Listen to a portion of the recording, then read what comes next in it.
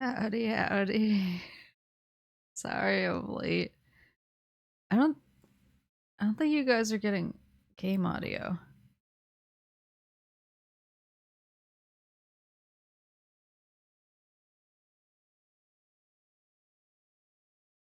Sorry, turn my heater off. I don't think you guys are getting game audio. Let me...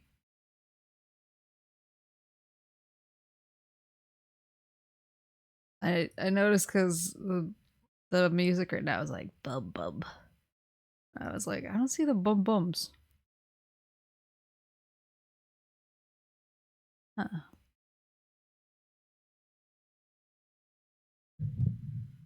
A boo boo boo. A boo boo boo. A boo. So thank you guys so much for the subscription. Thank you. You'll notice a new emote in the animated section.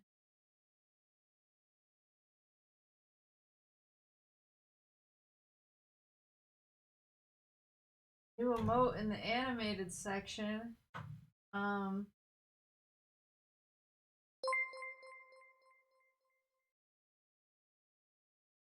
Anonymous, thank you for the gift subs. Yeah. It was really funny because so I just started using Vgen.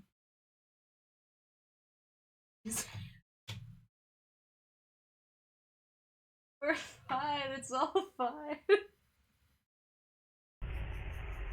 You there? Game audio? Okay, it looks like we're getting audio now. Looks like we're getting audio now. Dreamy Warrior, thank you for the subscription. Who subscribed before everyone who subscribed before I showed up. It keeps going away.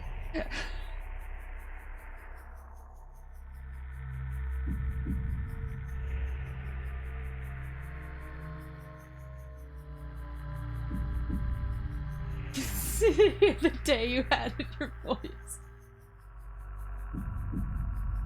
Yeah. It's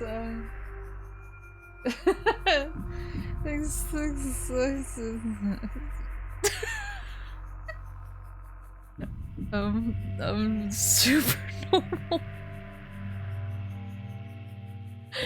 Super normal, and I just want to play video games and not cry anymore.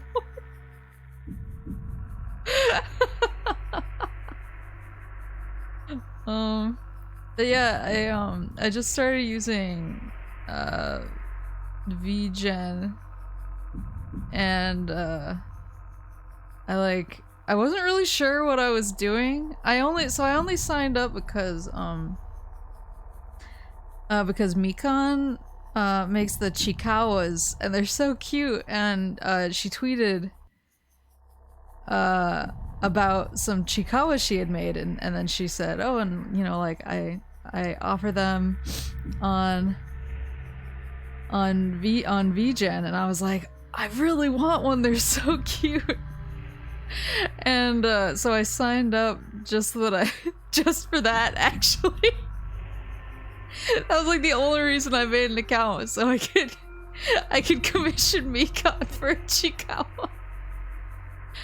But then when I logged in after I sent the Chikawa request, it was kind of like a for you section, and it was like, oh, check out these artists that you can commission, and I was like, oh, there's actually a lot of really like interesting things on here. And so one of the top things was the clapping emote, and I was like, oh my god, that's so cute, I would love one of those. And I clicked on and I scrolled through like the examples, and I was like, oh man, these are all so cute. And then Barry was I was like, oh, I see. And the artist was super nice. Yeah, Barry jump scare. The artist was super nice, and was like, it was so funny because they sent it to me and they were like, I noticed that like your sleeve is over your hand in your reference, and so I figured I would do that for the clap, but if you don't like it, I was like, no, I would have never considered doing that, but it's the most perfect thing in the world. It's like one of those things where like it was pure genius, and I was like very impressed. But they're super nice. I actually just got something else in today that I will share at a later date when it is relevant. And where was I going? Oh wait, I was heading out, right? To the elevator? Where on God's green earth am I? Elevator. There we go. In 2025, no, I'm gonna do it soon. I'm gonna do it soon, but I need space in my schedule because there's too many things I want to play. But then I actually also just got another thing in that will be a secret, but it will be revealed on Friday. And then I usually draw for the most part, other than it's so soon. Yes, it's for a very special occasion. But I usually draw my own emotes, other than like very rare occasions, but I did actually finally commission some professional like animated emotes. So those will be coming. I think my choices, my requests for which ones I wanted, I think people will find them very useful in many situations that we find ourselves in. So I think it'll be good. Let's see. Okay, got my pillow. I'm pretty far away right now, but now I'm double curious. I got a lot of emotes that I think people would consider to be in the fail girl category, is all I'm gonna say. The genre. So I think people will generally find them useful. The gamer genre. The genre. Uh-oh. People drinking a White Claw emote. I have not been enjoying the benefit of no laws while I'm drinking claws lately. I don't really drink that much anymore. Which is hilarious, because I used to be like a world-renowned... I don't want to say it like that, that makes me sound like well, it probably was a little unhealthy. I did 10 shots of vodka before walking across the stage to get my diploma. And I was fine, I didn't have a hangover or anything. I'm too old for that now. But now I drink like a glass of wine and I get sleepy. So, things have changed.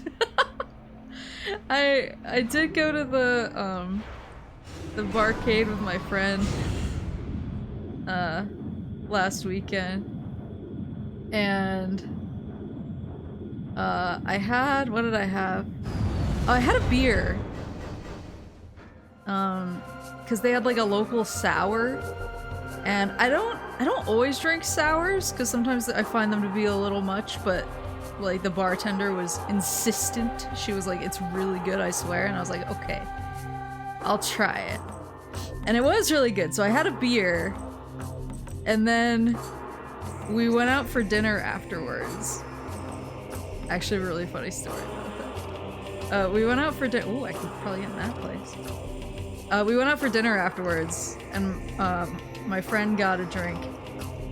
And she was like, oh, what are you drinking? And I like took one look at the drink menu and I was like, nothing. It's like, I already had one beer. If I have anything else, I'm not gonna be able to drive home. Like, Like, that's where I'm at. That's where I'm at in my life now. It's like, this is so, like, if mid-20s me could see me now, she would be so embarrassed. She'd be like, oh, what happened to you? You used to party. I remember one time, I won't name names, but I remember one time I was actually at a, one of those, like, it was a streamed weekly fighting game tournament in SoCal. And I was just kind of hanging out. I forgot what game I was there for. I was just kind of hanging out, chilling. I think I was playing my DS or something, and I was chatting with a few people who were waiting for their matches. And this one guy was like, yo, do you party? And because I'm a dumbass, I was like, yeah, I like a good party. And then he was like, no, do you party? And immediately I was like, oh, he means cocaina. Cocaina. I was like, oh, no. That's not on the menu. Has never really been on the menu.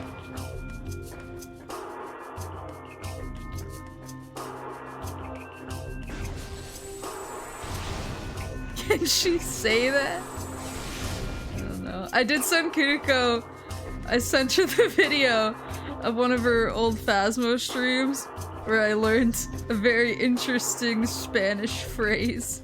And I was like, this is the phrase I was imploding trying not to say on your stream because I was like, I don't know if I'm allowed to say it. She was like, you would have mispronounced it.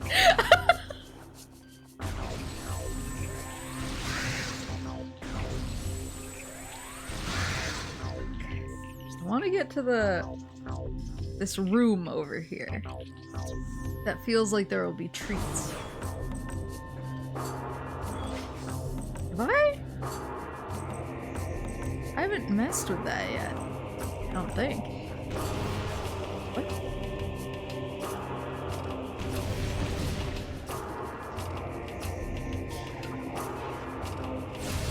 Ah! Oh, if it's dark, it needs the light beam? Oh, it's a portal. Ugh.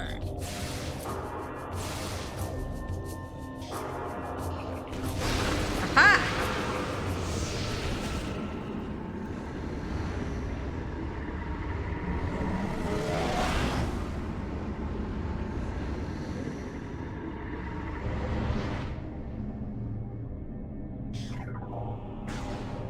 Return balance to the force.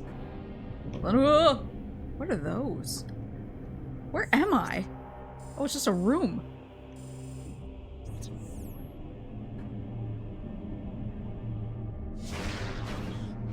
What the f—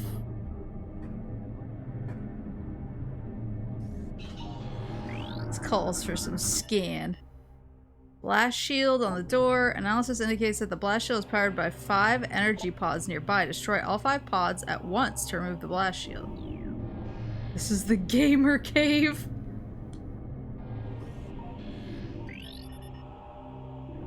Where are the pods? Oh, there's a dude! Bioscan complete. Luminoth subject expired 3.8 decacycles ago. Target has numerous breaches in its armor. Exposure to a toxic organic pathogen led to his demise. Aye. Are there Luminoths in other Metroid games? Or are they a Metroid Prime 2 special?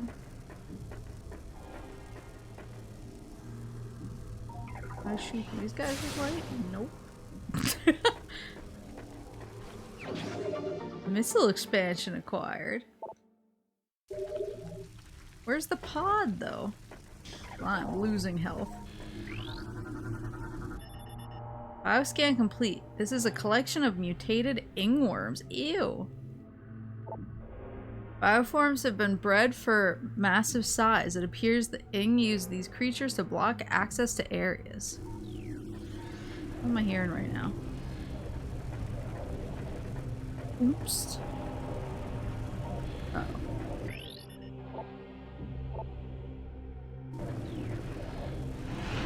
Got it.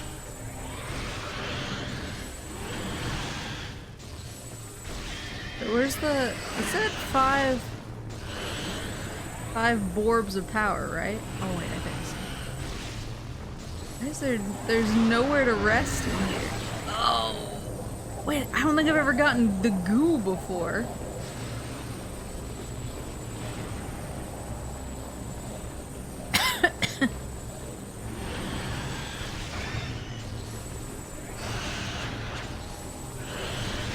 There you go. Is that a borb up there?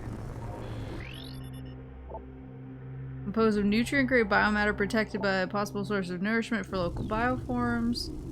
Where's the power? Block access. It said 5.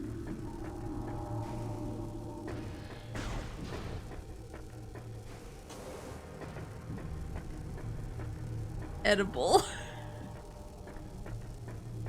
I mean, it's a bunch of worms and it's edible. A little edible arrangement, perhaps. Can I get inside these dudes? Hold on. Like so.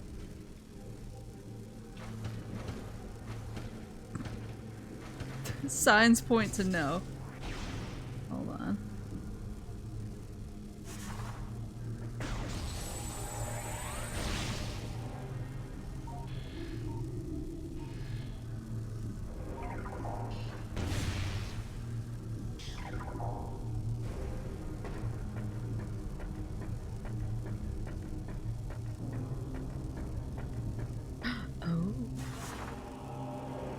Inhale the purple.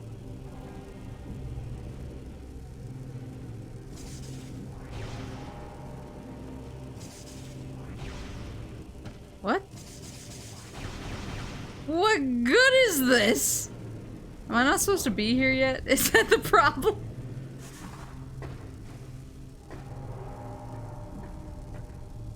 I'm inhaling.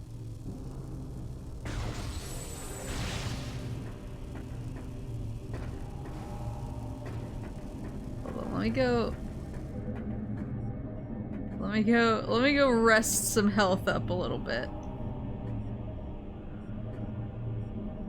You got the thingy? Was it just the missile expansion?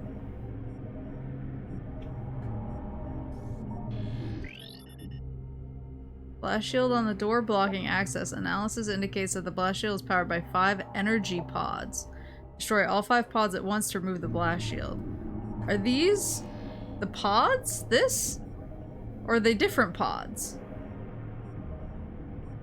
Are these dudes pods? Hold on, let me take a sippy while I rest my health. How's the Prime setup treating tonight? It's pretty good. I think I'm sitting far enough away that it's not too bad. What did you think of HoloFest? It was so good. It was so good.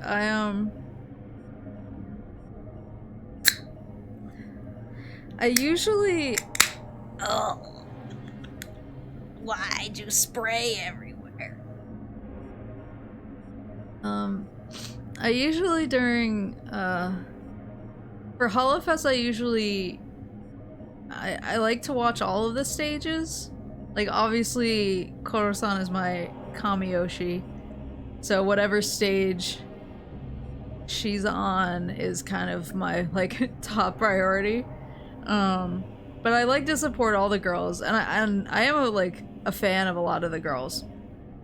And so I usually like to watch all of the stages so that I can support all of the girls, but there were so many stages this year. It was, well, like last year it was just day 1 and day 2, and then the Deco 27 stage kind of felt like a almost like a side event. But this year, like, the Hollow Honey stage felt like it had way more people, and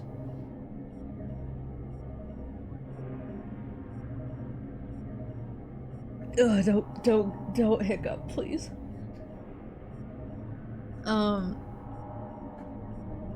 Yeah, like Hollow Honey felt like it had way more people, and then of course Coronet was on the Hollow Honey stage, so I was like, well, I have to watch that.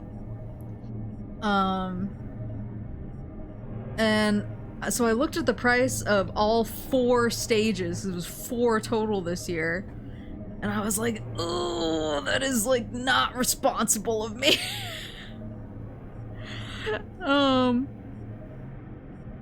Especially because I knew that they were going to be dropping the merch on the day of the first concert, and I was like, well, I'm going to stay up late and buy the merch when it drops. Because sometimes they sell out of the at-concert stuff. And I wanted to, but they reprint it later, but I was like, I want it now. And so I was like, I know I'm going to be buying merch. I should be responsible. And so I didn't buy stage 2 or stage 3. I just bought stage 1 and Hollow Honey, because those were the 2 that Koro-san was in.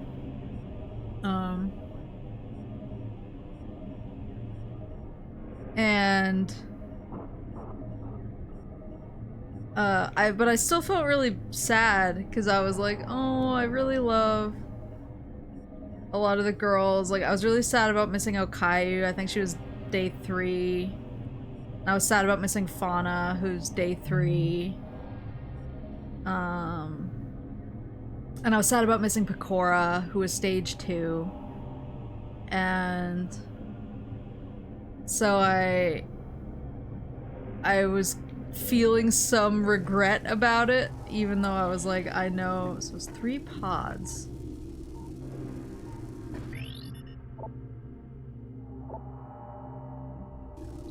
Is it those?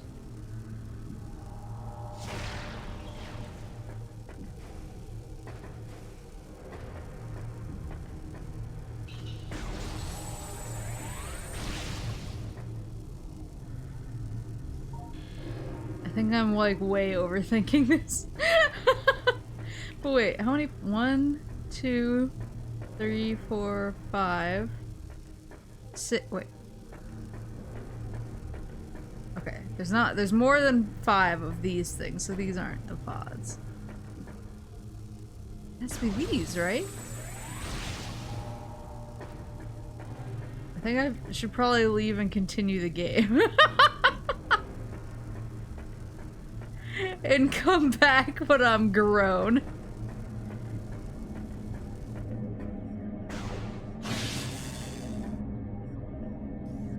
What if you don't have light ammo?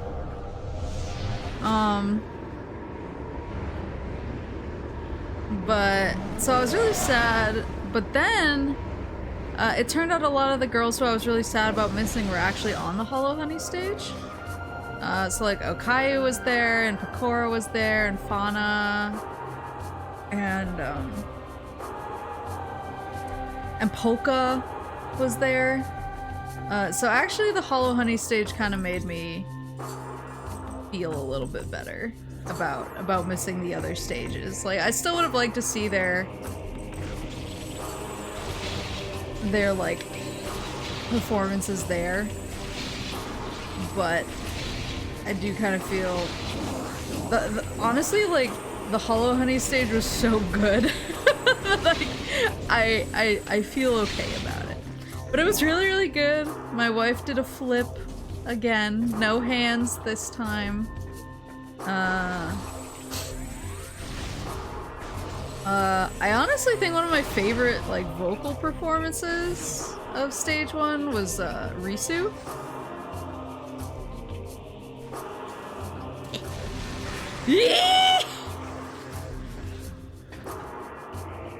She did her original song, Sing Out. It was really good. She did a really good job. Of course, Koro-san picked a banger. She picked a song from one of the Jam Project musicians. And it was very, very fitting. She killed it. Yeah, every time Risu opens her mouth to sing, I'm like, where is this coming from?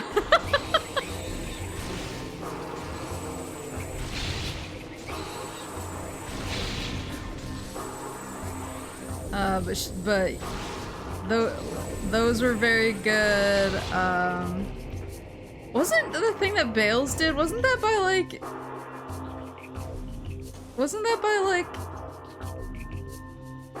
the musician who did Death Stranding? Am I wrong? Like, I was pretty sure that was the Death Stranding guy.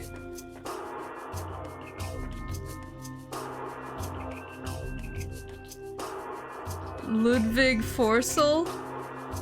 Yeah, something like that. I just remember seeing it and I was like, isn't that the Death Stranding guy? My brain just shut off. She kind of, like, she had a little, like, interpretive dance number to start it out with, and then it was very, almost a little bit, like, cerebral.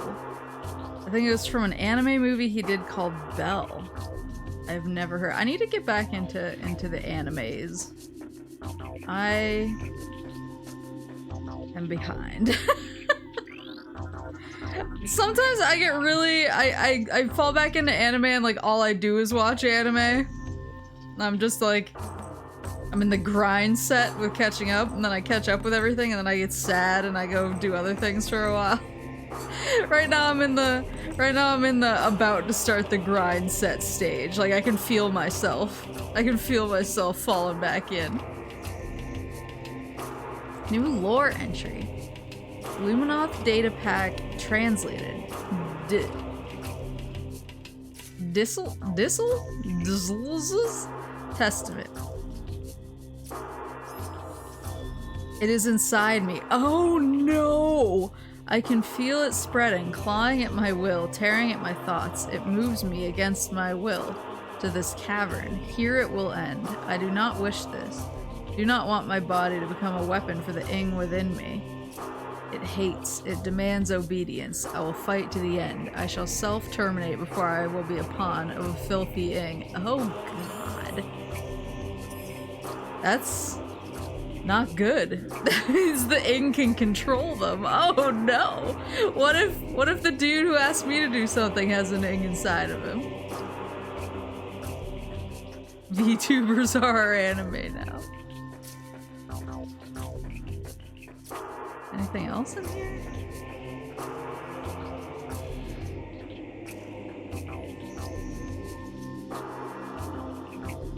I don't think so.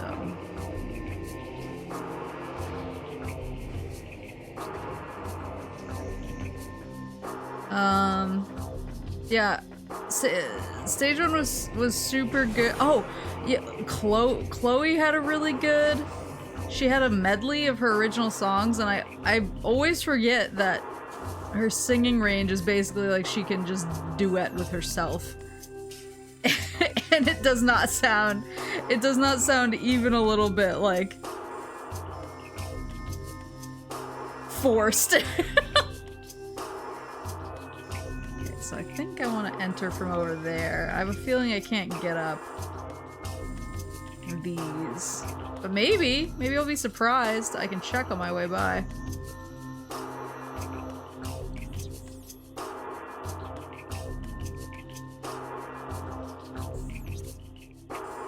Am I facing the right way? Yes. Yeah, Muna was, so I only saw Muna on the Hollow Honey stage, but she was also one of my favorite performances on that one. I bought her cover on is it still called iTunes, or is it called like the Apple Music Store? I don't know. I bought it on my phone so that I can listen to it on my drive to work. whatever. Oh, it is an elevator. Whatever that is. I bought Risu's song, I bought Muna's songs. They're both really good. Oh, I got to see Ayame on the Hollow Honey. She was another one I was really sad about missing on the regular stages, but her Hollow Honey song was really good. I was really happy to get to see her. She's one of my like favorite Hollow singers. What is this?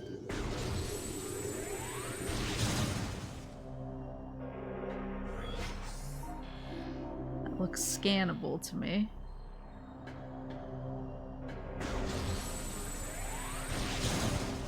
But yeah, it was just really good. I'm still, there's part of me that's like, oh, I could still get the other stages and just watch the VOD, but I'm gonna be good. I'm gonna be good. Wait, where the fuck am I?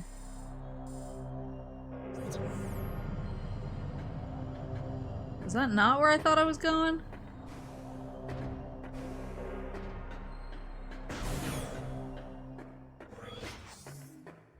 I feel like every year they get so much better. Well, yeah, that's what's like so amazing. Is their range gets bigger and bigger and you're just like, oh my god, like they've improved so much.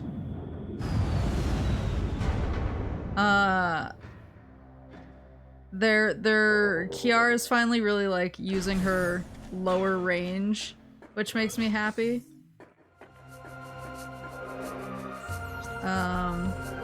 She did a what's it called?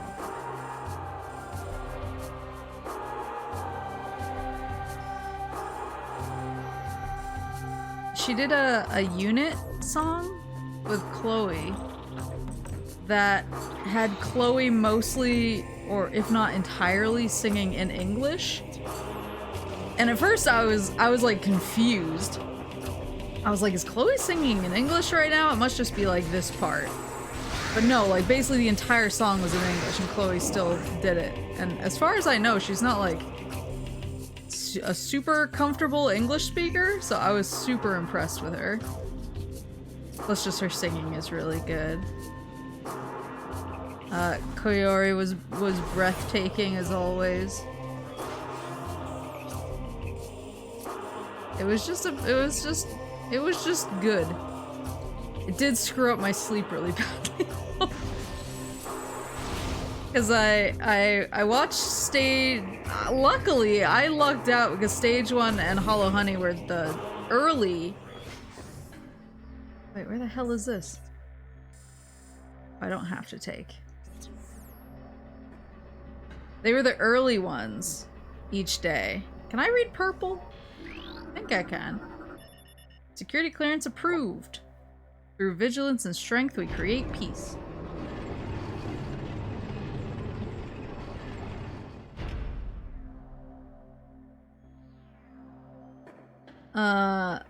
Yeah, I lucked out because I had the earlier stage each day. And even then, security clearance approved, door systems online. Even then, it ended, the first stage ended at what, like 3-ish? And gross.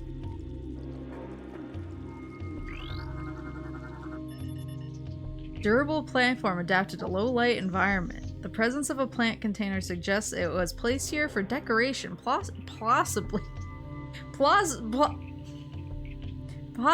by local sentients. Yeah, it ended at like 3, but I knew that they were going to be dropping the merch. And they actually dropped it early, I was checking. They were supposed to drop it at 5 a.m. my time, but they wound up dropping it at like 3:30 or 4. So I jumped on it and was able to grab all the stuff that I wanted. But then I went to sleep pretty soon after that, but I meant to set my alarm so that I wouldn't sleep too late the next day. I had dreams. I had dreams of waking up at a human hour, doing human things. Instead, I woke up at like 1:30 in the afternoon. And I was like, rip. Yes. guess that's where we live now. So I did as much as I could. I can save here, right?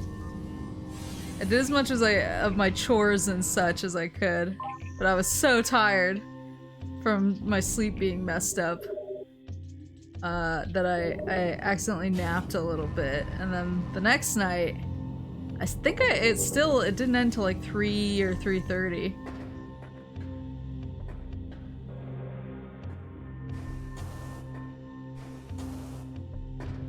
Ooh, there's a dude. So I was all crossed up. Recording to logbook. Mohi's Testament? That last hit breached my armor. The poison spreads. Though I have found the key, it is too late for me. Soon my light will fail. They know I am here. They will come to this site to plunder the key. My last stand shall be at the edge of the temple grounds. I only hope I have the strength to fight when they arrive. Yeah, I was really grateful in a way. I mean, I was sad to miss the girls, but part of me was like, I'm kind of glad that I don't have to stay up even later because I don't know how I would survive it. I'm getting too old for it. But I like watching live because you want to like cheer them on as they're doing it. Statue's motivator unit has burned out. It will remain at its current position. Starship, Hunter class, gunship, damaged vessel under repairs, auto repair function initiated. Repairs in progress, completion level at 23% and rising. You wouldn't die for your girls? I mean, I would. Luckily, the girl I would die for the most was on earlier because she too is old. Just kidding. She has the stamina of a Greek god.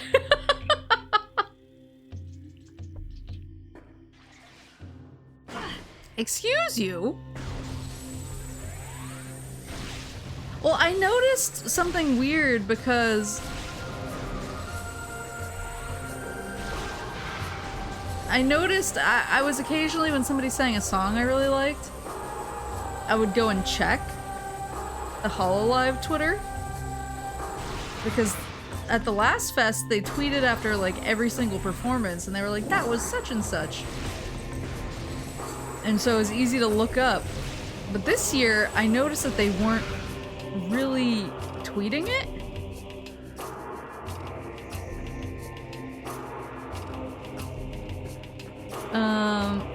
And I think the pattern that I figured out was that they were only tweeting, they weren't tweeting any cover songs, they were only tweeting HoloLive originals. At least I think that was the pattern, otherwise they were just forgetting every other singer. Which feels weird. Feels like like an oversight they wouldn't make. There's a blast shield on the door blocking access. Analysis indicates that the blast shield is invulnerable to most weapons. A super missile blast may be able to damage it. A super missile, you say?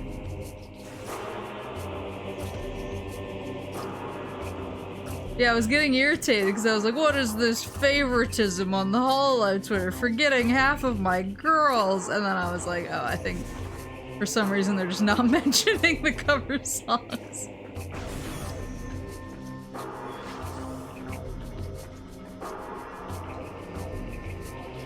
Nani? Bioscan complete. Luminoth subject expired 3.3 decacycles ago. Scans indicate that this Luminoth perished due to lack of nourishment. She remained at her post despite the fact that she was starving to death. Yikes. Object analysis complete. This is a statue of a Luminoth warrior. Age and combat have caused structural damage to the statue, but it is not in danger of falling apart anytime soon. Yeah. Now that I am here. Rip.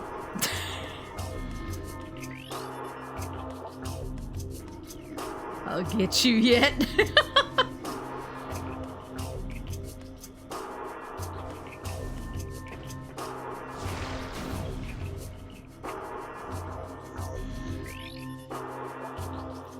Last shield is powered by 5 energy pods nearby.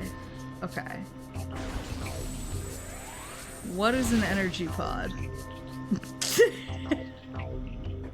Now we're really gonna have to learn.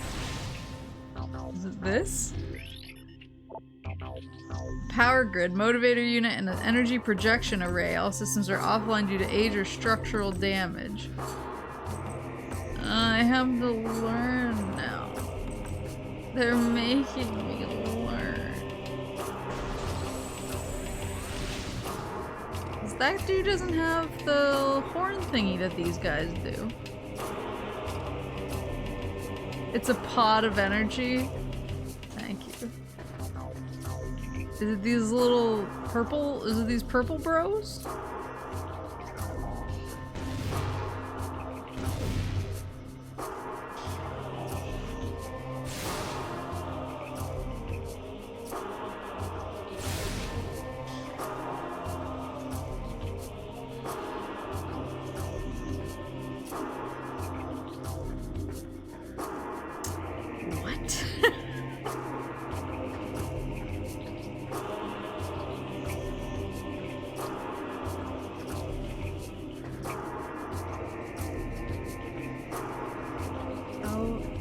Be in another room.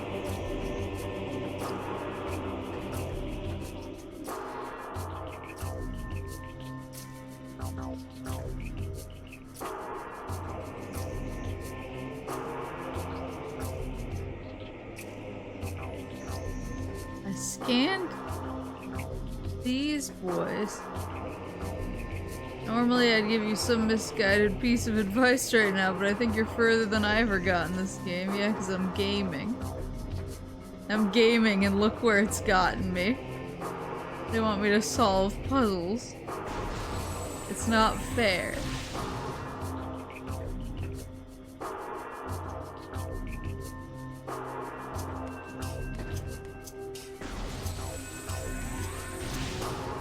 That dude is not... Reveal to me your secrets.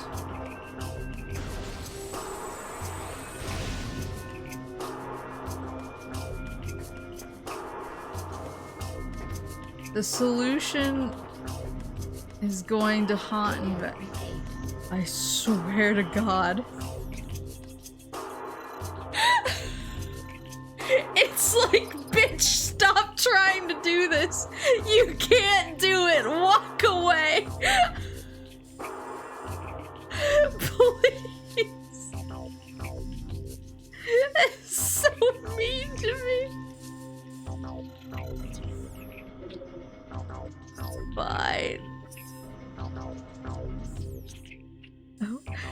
It's like, white woman, save me. Where's that? Temple Transport A. Where oh, was it literally the elevator that I went up? It was. It's the elevator that I went up. And then I was like, I'm not supposed to be here. And walked away. Well, I'm glad me and Metroid are so clearly on the same page. Leave me alone. I got lost. I don't need your sass.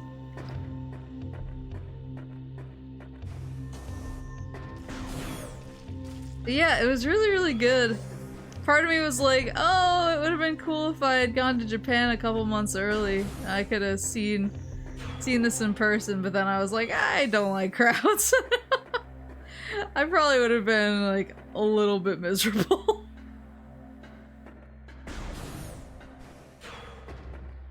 Speaking of which, one of my friends was just asked me if I wanted to go to PAX this weekend. And now I have decisions to make.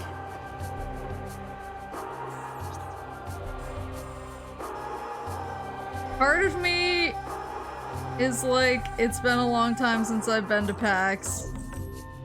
I should go to PAX again. Have maybe play a demo or 3. buy some sort of gaming themed earrings that I'll wear twice. You know, the usual. Go to a panel where everyone is making jokes from the year 2013.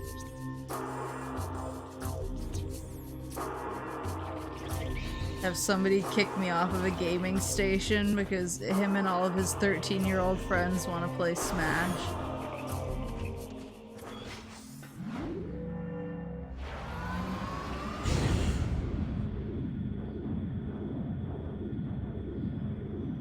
Go play the Shadows of the Damned remaster.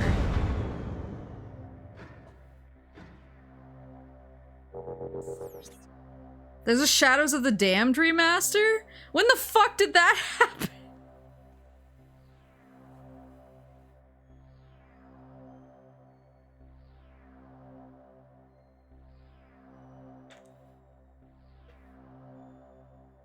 They're showing it off at PAX? Maybe I should go to PAX? I hadn't given an answer yet.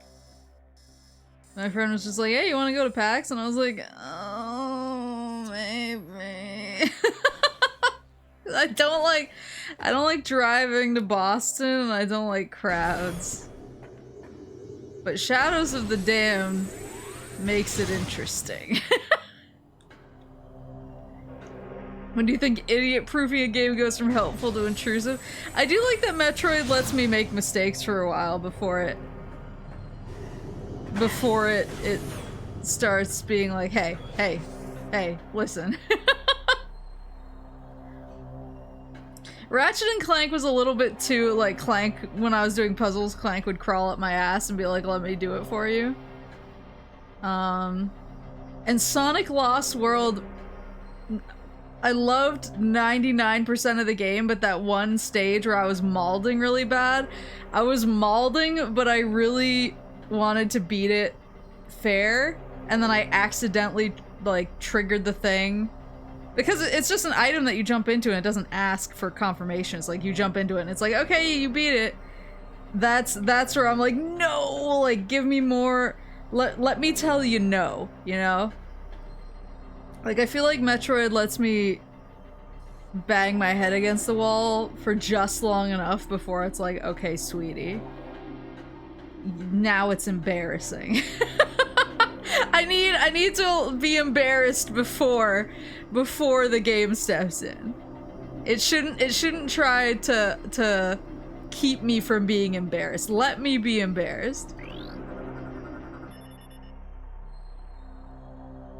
This is entirely jokingly, but the lady whose Metal Gear comics I keep sending you works for Grasshopper and will apparently be there. You can become sisters in Snoticon.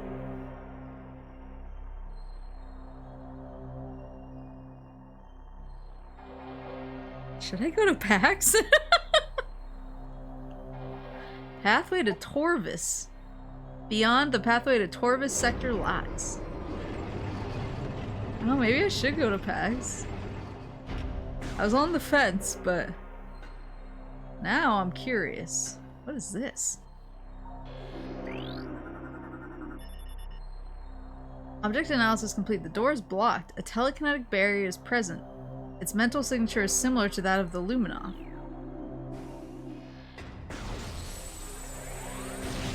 Does it want light?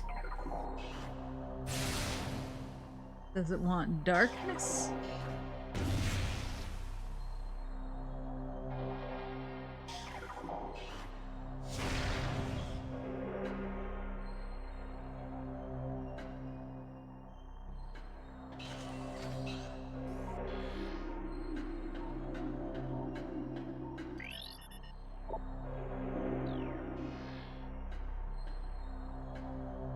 So anyways, tell us the live PAX updates. I haven't decided to go yet.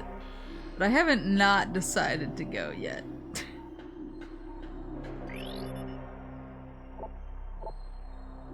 Yeah, I put one of these baby Luminoths, just throw it into the telekinetic barrier.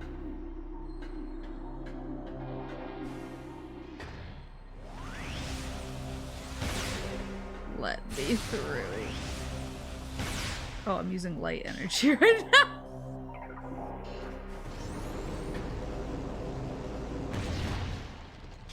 That didn't do anything.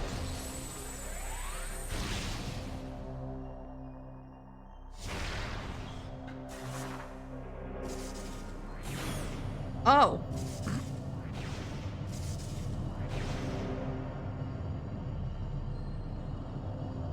What?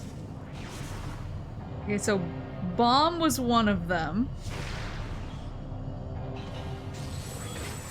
You son of a bitch!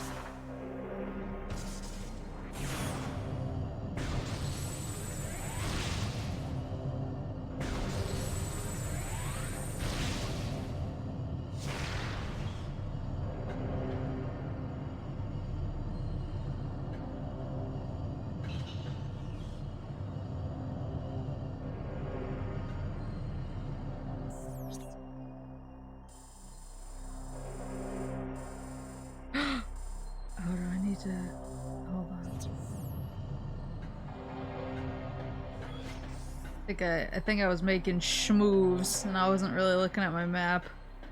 That is my bad. Being a bad Metroid player right now. Maybe I should go to PAX.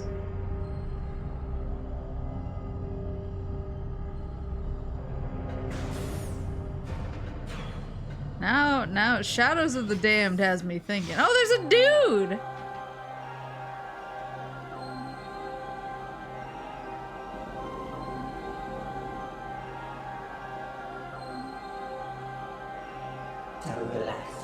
Thank you for restoring energy to the Temple of Aegon. Your valor honors the Luminon.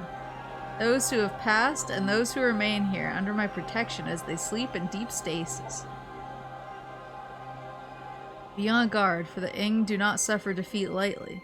They will surely seek revenge for your actions. With the energy lost from the desert region, they will increase their efforts in other lands. I have detected unusual amounts of Ing activity in the Torvis sector. The enemy is on the move.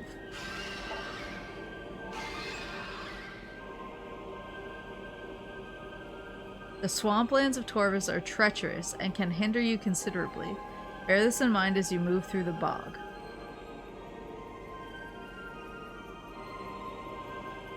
Seek the Temple of Torvis.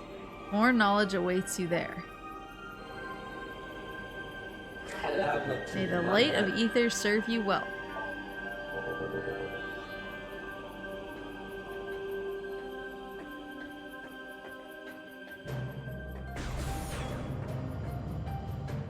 So it looks like I'm going to the bug.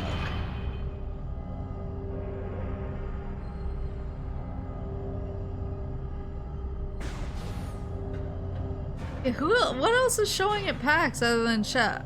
Should we hold on? let me take a hydration break.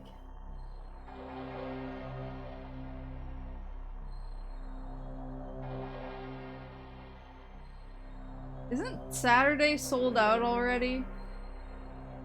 I think that was the day that they were showing. Oh, thank you for the stretch. Ugh. I thought that was the day where they were showing like Dawn Trail or something.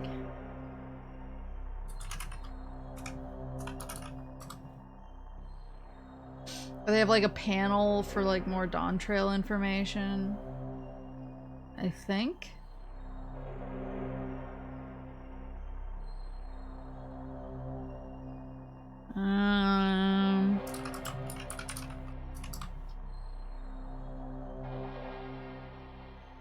Expo Hall, I guess? Here we go. See the list. Oh, yo, Duncan has a booth? Well, I gotta go. Is Rocket Knight gonna be there? It should be. Final Fantasy XIV has a booth. I've told you guys about when I went to the PAX Final Fantasy 14 booth. How I was like, this was like back in the day when like the highest eye level you could get was like 130. And I was an eye level 130 paladin at the time. I think the level cap was still 50.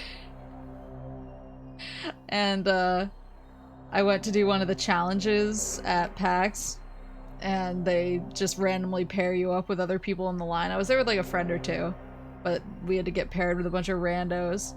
And they were like, who's gonna be tanking? And like everyone of course wanted to DPS, and I was like, well, like I'm a tank, so I'll tank.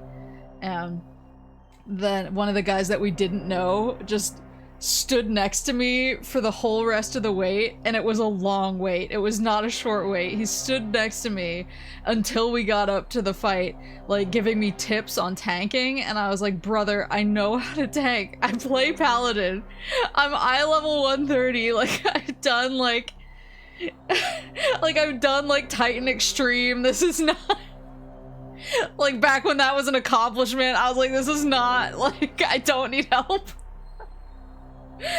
And he was like, so if you see it turn like from a red circle to an orange triangle, you're gonna want to use flash. And I was like, I know. Or provoke. You can swap. You can change targets and press provoke. And so I just kept saying, I know, and my friends just let me fucking cook. They just minded their business and just let me get washed by this guy the entire line. And then we got up to the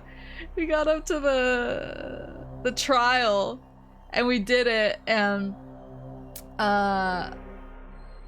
it was a trial where there were ads that popped, but I knew that my friends could basically wipe the ads before, you know, they even hit anybody. So I didn't really bother pulling them when they popped. I was like, whatever. So I just kept focusing down the boss. The ads popped and they were dead within 2 seconds. And so I was like, whatever. And so then we, of course, you know, beat it and we're successful and got our t-shirts, and we were walking out, and the dude came up to me and he said, I noticed you didn't get hate on the ads. And I was like, I'm gonna kill this guy on the show floor. They're gonna have to drag me out of here in handcuffs.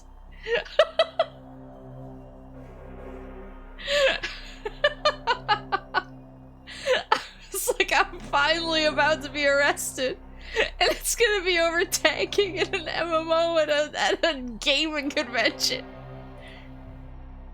Let's see, what else is there? Path of Exile 2. I've heard Path of Exile has like the most insane character building of all time. Oh, Inti Creates is there. What are they showing? Mountain Dew Gaming? Pokemon is there. What are they showing? Retroware. Oh, I'm clicking.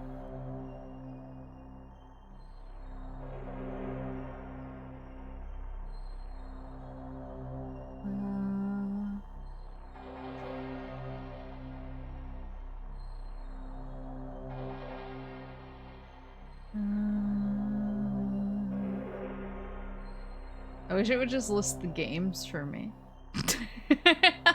Just tell me the games. I don't care about this.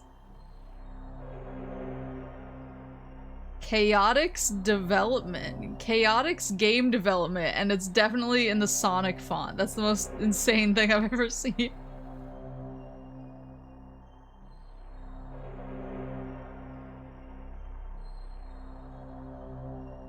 Bunch of dice. I do like buying dice when I go to these things. Fan gamers there.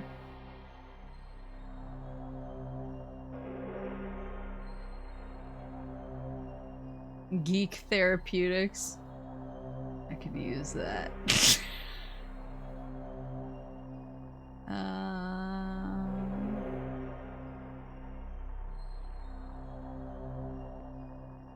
No Supergiant, no sale. Mountain Dew Gaming? Inti, they've got some new furry looking thing. Does it look fun? I mean, it's fine if it's a furry thing, if it's fun.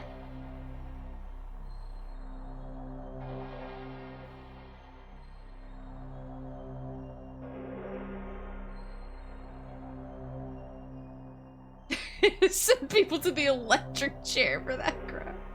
Good night, Law.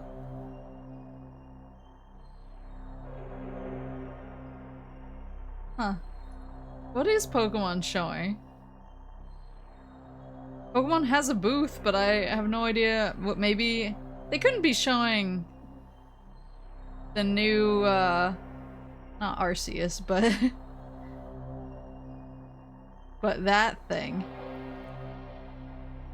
Retroware. Transylvania Adventure of Simon Quest. I don't know what so many things are.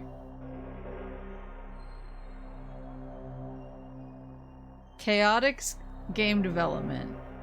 I cannot express to you enough how much the logo is the Sonic font. We love beat 'em ups and arena fighters and hope you do too. Find out what happens when a med student turned developer dreams of releasing a video game and then his wife suddenly signs him up for PAX. Check out his in-development passion project, a frantic 4-player arena fighting game featuring both versus and co-op arcade modes. I don't care about this dude's game anymore. I want... Tell me what's going on with your wife!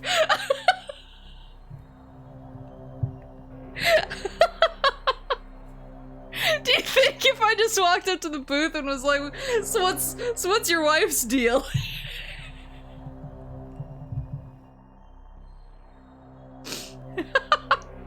Between the Love Live Metroidvania, there's a Love Live Metroidvania, the Gunvolt rhythm game, and this new thing. I have not been keeping up with Inti's stuff.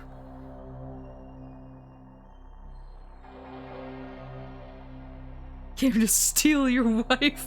He married a very powerful woman.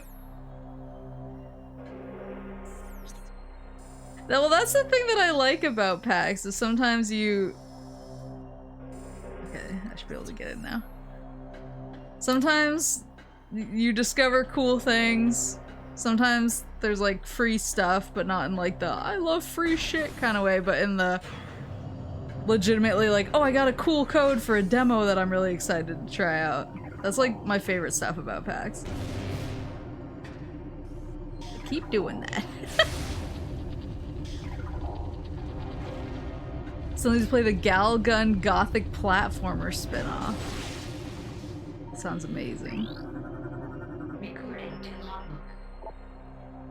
Mechanism Harmony Clash Drone Rogue Maintenance Unit. Roving mechanoid with energy-based attacks. Avoid direct contact.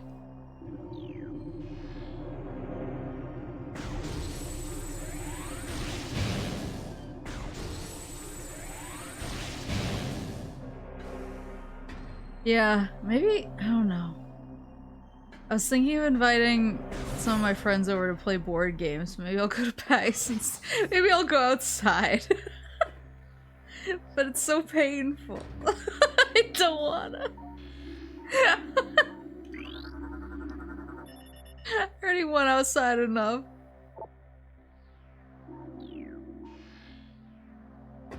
I went to see Dune Part 2. Have you guys seen Dune Part 2?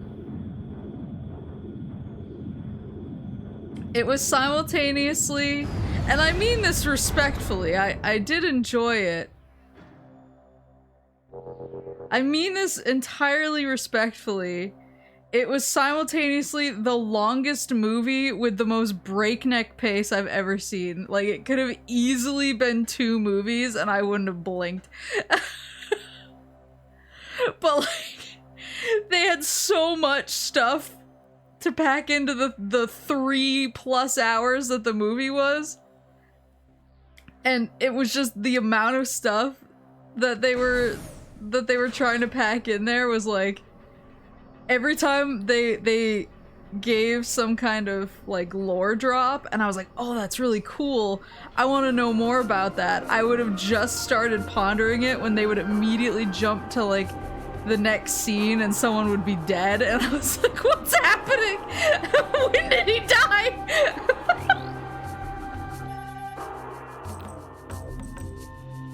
It felt very much like a movie for the book readers.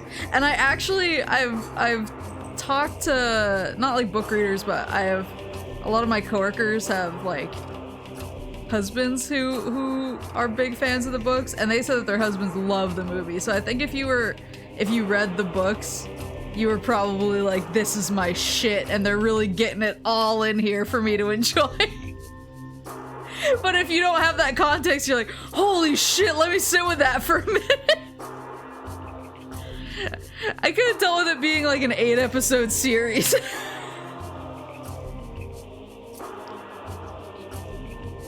The new Inti Creates game has a single screenshot that looks like Mega Man Battle Network inspired. Ooh. I really enjoyed it, but I felt like I needed to read the book to parse some of the stuff that happens towards the end. Yeah, exactly. Like, that's kind of... I felt like I needed more context from the book because it was good and interesting and the lore was really cool. And I was like, oh, I love that. Like, I love this lore and I love like what they're delving into here. And then they would have to move on just because they were like, we are a 3-hour movie and we can't linger. Instead of like a 10-hour movie, which I feel like it could have been.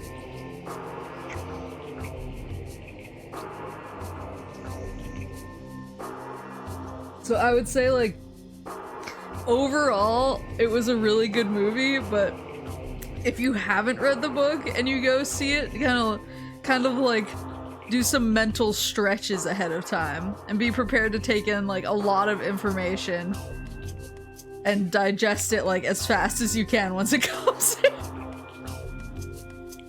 It did make me want to read the book though, because the lore was really cool and it almost felt like a tease, like a lore teaser. Like I only got a taste of the lore and I didn't get as deep as I would have liked. And so I was like, damn, this is a really good sales piece for the book.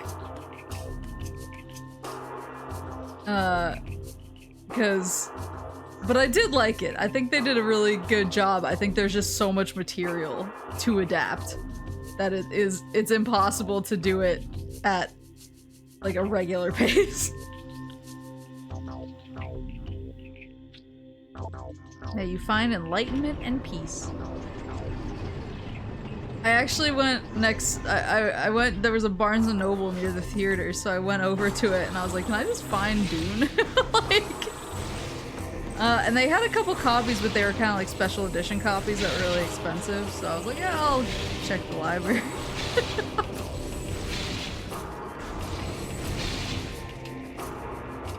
But the fact that the movie made me want to go buy the book, I think is a good sign. I could tell that there were definitely some folks in my theater who were like overwhelmed by it though. Who probably were like, because the first movie doesn't have like as breakneck of a pace. The first movie I think felt, because I mean it's mostly about like one thing. It's mostly about one incident. And this movie covered a lot more ground. And so I think the first movie could breathe more, so they were probably like, I want more of the first movie, and then they walked in and were like, what's happening right now? But I was really worried. I have a really hard time at movie theaters when people talk, because there's something like, I don't know, there's something wrong with my brain where if people are talking while I'm trying to listen to something, like I can't, even if it's like quieter, I have a hard time ignoring it and focusing on the thing that I want to hear. It just becomes like a jumble of sound and I can't hear anything. And so I was really worried because at the beginning of the movie there were a lot of people talking, like even when the credits were kind of coming up, and I was like, oh god, please don't. I can tell this is gonna be for a boost ball. So I was really worried because I was like, these people better stop talking so I can actually hear the film, even though they're not being that loud. Like, I will not be able to hear the film if they keep going. New lore entry. Luminoth lore translated. Cataclysm. The star-born terror burnt through the heavens and struck Ether with an untold might.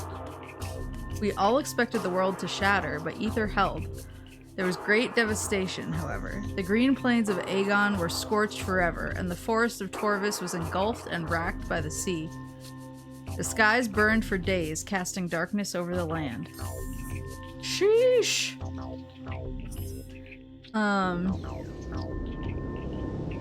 There were some young children at the showing I went to. What the hell? That was not a film for children.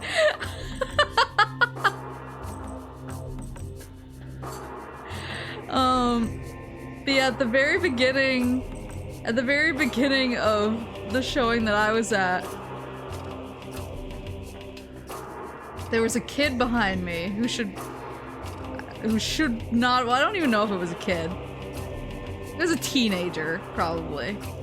There was a teen behind me. Who I think was like, I'm hilarious and everyone will love my funny jokes. And the film starts with the subtitles, those who rule the spice rule the world. And this teen behind me went, "Spice? What is this, a cooking show?" And I was like, I'm gonna kill you. I just want to enjoy my movie in peace. Got him.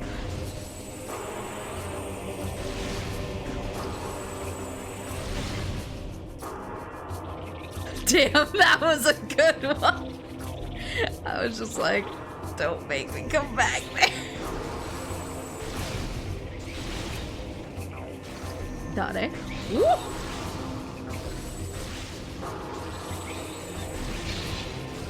But I did like the film. I thought it was very good. Timothée Chalamet was very good. There was a lot good, but now I need to make time. Now I gotta make time to actually read the books. Remember being younger than the younglings when Star Wars Episode 3 hit the theaters and had already watched all the others, retained zero information being that young. I think it's kind of hard to retain information from the prequels at any age. And I say that as someone who's like generally pretty sympathetic. Like there's just times where I'm like, wait, who was that? Who did they just kill? That was one thing, is the theater I went to, they had a poster. Ah! What happened? What? Where am I? Oh, I fell. The theater I went to had a poster. They're gonna be doing a anniversary showing of The Phantom Menace. And I was like, damn, do I go? Do I do it?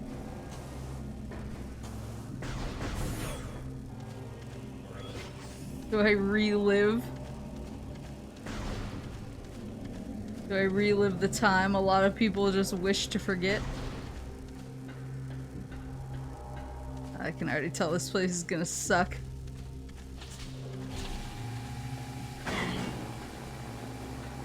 What was that?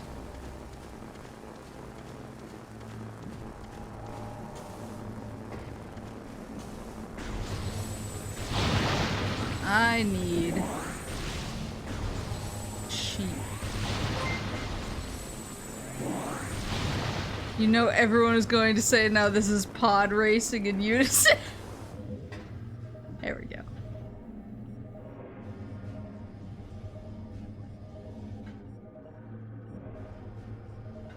I have the pod racing N64 game. I have it physically, actually. But I also bought the Switch make. So I was like, I gotta keep this classic close.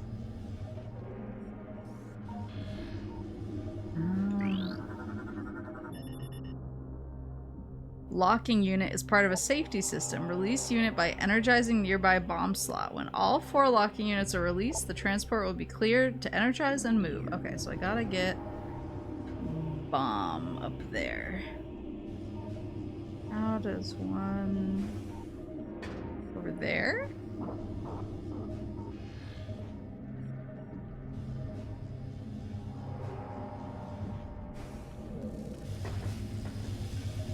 Oh, I see.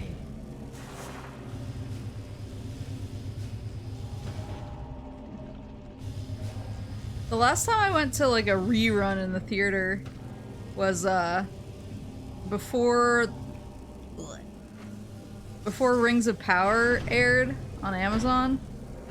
A bunch of theaters did a re-showing. Did a re-showing of Lord of the Rings extended editions, so I went to those.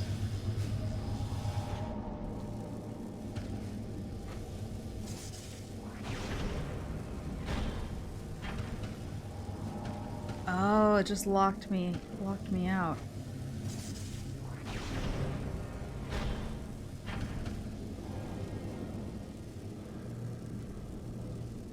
Aha! Ugh. I get it. Okay.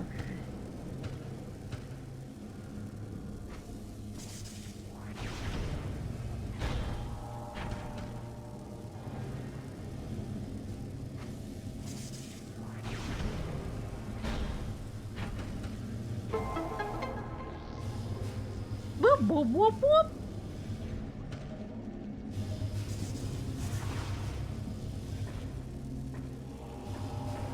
They're also making a new Twister movie. That was one of the... Oh, we're on rails, boys. That was one of the trailers before the film. It was for Twisters with an S.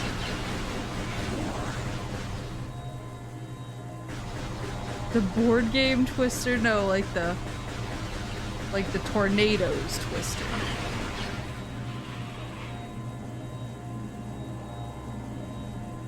They're making a new one, and it looks kind of fun, actually. Ah! No!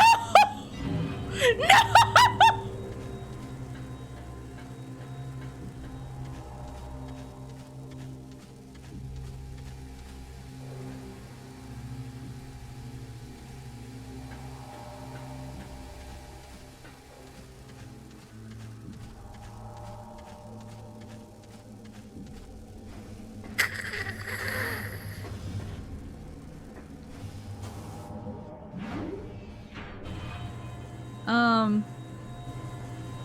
The first time I saw the first Twister, I was at a sleepover with like 10 other girls.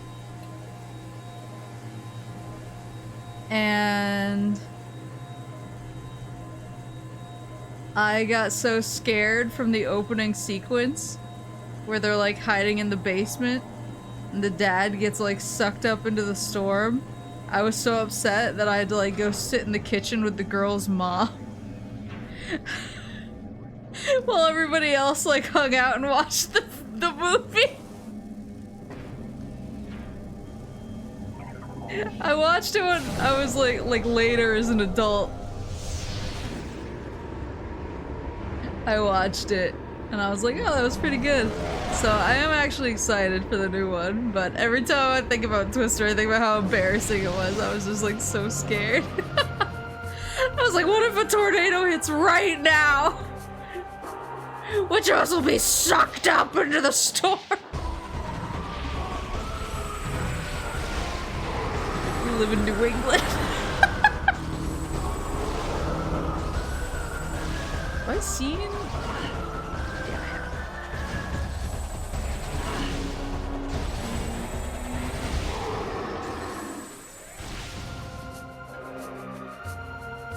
My dad would put it on during tornado watches. Oh my god.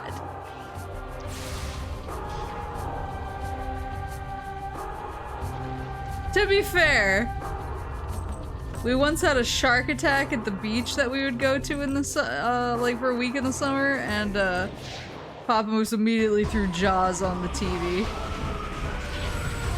And he was like, "What? It's thematic."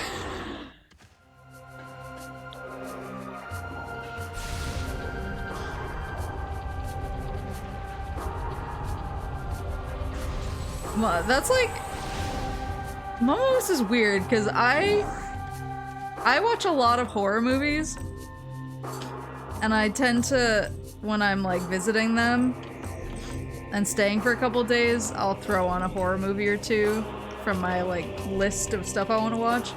And she always watches, and she'll be like, when we're sitting down for dinner or something, she'll be like, "Ooh, put on a horror movie." Like, she likes them. But then she always accosts me. She's like, "Why do you watch such messed up stuff?" And I'm like, "You asked me for it. You asked to watch it." But Jaws is one of the ones where she like simultaneously really loves it and also freaks the fuck out whenever we watch it. It really bothers her. Just remind myself tornadoes aren't real.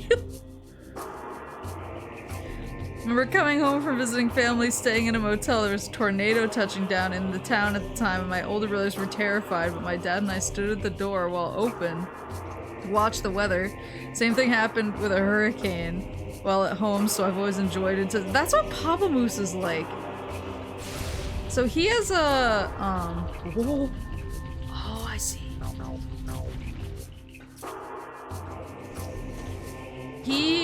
He has like a screened-in porch, and the screen is of course made of metal. So whenever we have really intense lightning storms, he likes to go stand inside of it and see like how close the lightning will strike and if it'll get really close to the house. And I'm like, "Isn't like the entire thing made of metal?" He's like, "Yeah, that's why it's safe. It'll go for that instead of me." And I'm like, "What are you talking about?" I do not like, for reference, Mama Moose was more of the, sometimes when we would have a really intense lightning storm, she would get out her rosary beads. She would turn off all the electronics in the house, collect me into the middle of the room away from windows. She wouldn't let me touch anything that was plugged in, because she thought I would get shocked through things if I was touching it while it was plugged in, and she would get me away from the window so that I couldn't get shocked through the window. And she would get her rosary beads and say prayers until the storm was over. So I kind of internalized that, not because I was scared of the lightning storm, but because like how scared she was freaked me out. That now I get really scared during lightning storms. Like, she's passed it on to me. The Rob Zombie Halloween 2 remake used to freak me out as a kid. I avoided horror movies for a good while. Now that I've seen it as an adult, I just laugh at it. I die.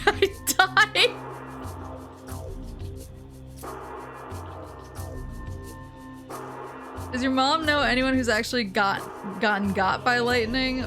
Or the house jumping that she's talking about? No, I'm 90% sure she doesn't. She used to, like, she wouldn't let me play PS2 when there was a lightning storm because she said that the lightning would come through the console and then up into the controller and like electrocute me, and I was like, I don't think that's right. And she was like, "You don't understand."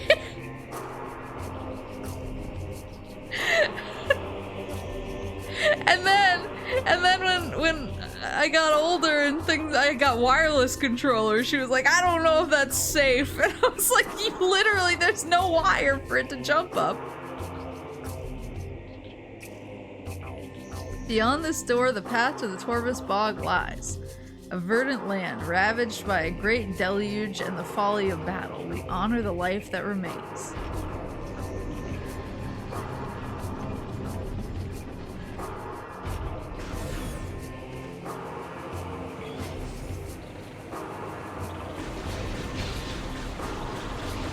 She didn't like me using the computer either because she thought that lightning could come through like the monitor, keyboard, or mouse.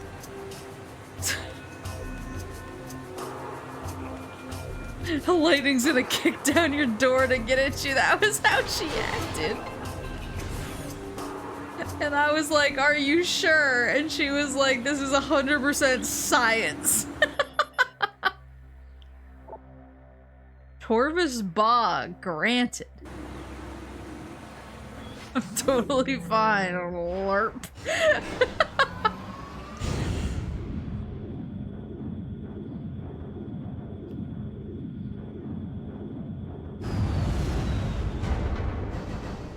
See, I don't even know anyone who's been hit by lightning.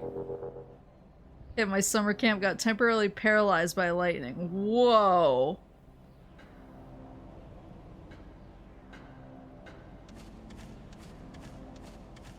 It was crazy too, because when we would go camping, sometimes we would get hit with huge lightning storms. And we would just, you know, make sure the tents didn't flood and stay inside the tent. And it was fine. So I don't know why she was like way more freaked out about being inside the house when a lightning storm would hit.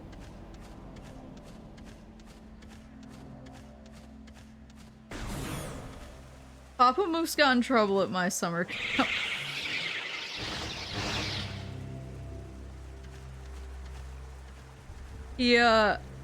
This was back in the day when like laser pointers were kind of like a new thing for consumers. Like not a lot of like people had like a fun little laser pen. But he managed to get one. And I went to summer camp, and so there was a night where it was like family night, where parents were allowed to come and basically see all the stuff you'd made at camp and check out the facilities, and we put on a play for them, and there was all sorts of like woodsy stuff we did. And he brought his laser pointer. And so after we said bye at my bunk and they went to go like walk back up it was like it was at a lake, so it was kind of like a long walk to their car. They went to walk back to their car and he took out his laser pointer and just kind of started like playing with it on the ground, and then he noticed that kids in the nearby bunks were like looking out their window at the laser, and they were like, what the hell is that? And they were getting all freaked out and like coming outside to check it out. And so he started kind of trailing it like pretty far behind him. Like it was not close to him. It was very I think he hit like peak mysterious length where like to the kids it was something super mysterious, but it was like not obviously connected to him. And he just like kind of kept walking, and he kept playing with it on the ground because he wanted to see how many kids he could get to follow the laser pointer. And he had like a huge crowd of kids following him. And they like one of the camp counselors saw him and was like, you cannot lead people's children away. And he was like, oh yeah, that's probably a bad idea. Is your dad the Pied Piper?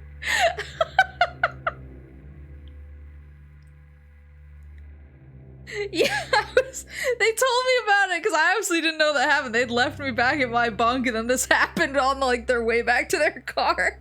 And then I got home a couple days later, and Mama Moose was like, "You'll never believe what he did." I was like, "Wait, what happened?" Torvus Hanging Pod, field cache for Luminoth military. Designed to hold crucial munitions and supplies for Luminoth warriors. Some may still contain useful items left over from the war.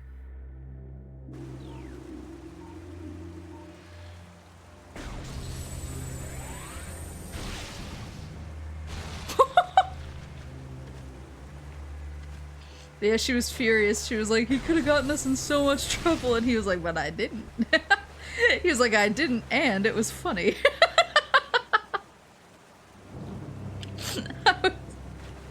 And I was just like, yeah. I probably would have followed a laser pointer too.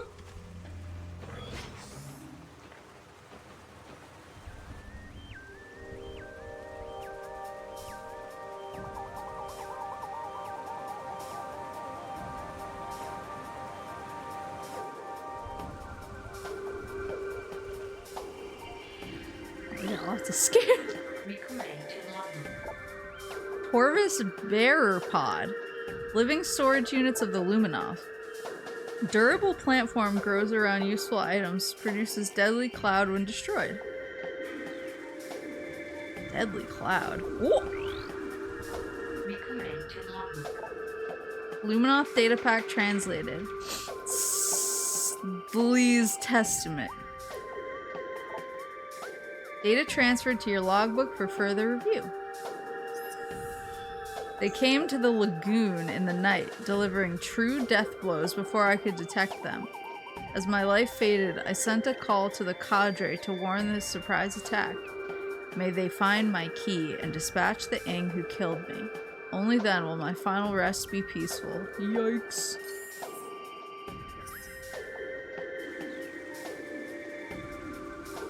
Would he be proud he managed to kidnap his own daughter, or disappointed he would fall for it? He would be disappointed.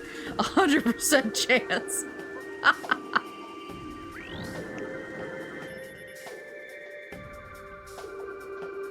Thought laser pointers were the coolest dang thing back then. Yeah, and now you can get, like, hit with a federal offense if you point them at planes. Structural analysis complete. This is part of an air purification. I feel like that's the only thing people think of with laser pointers now is everyone's like, do not point that at the sky! Because everyone's so scared. Structural analysis complete. This is part of an air purification system. Unit is inactive. Recent flooding of area damaged control and power systems within this unit, taking it offline. It will not function without major repairs. How would they even know who pointed it? I think they just, like, know based on location. Ugh.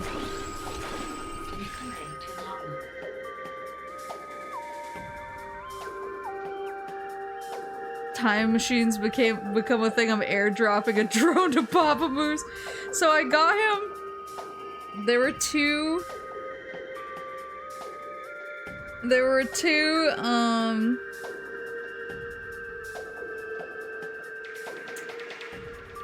Christmases back to back. The first Christmas I got him one of those like toy helicopters that was really big. I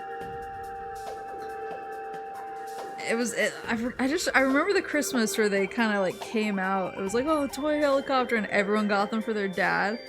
And so I got him one, and luckily I know him well enough that when I bought the toy helicopter and they asked me if I wanted to pay $10 for like a 100% warranty, if anything gets damaged, he can, you know, replace it completely with a brand new helicopter. I was like, that is worth the money.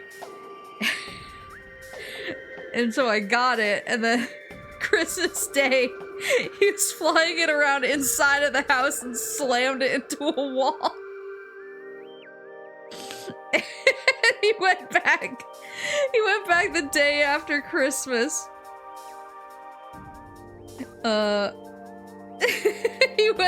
He brought it back the day after Christmas to exchange it with the warranty that I got. And he said there was just a line of dad-aged men holding helicopters at the store.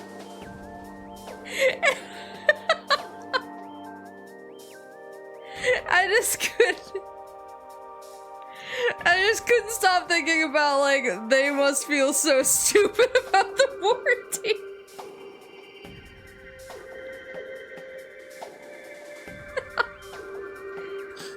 After 30 minutes it got eaten by a sheep. Relatable.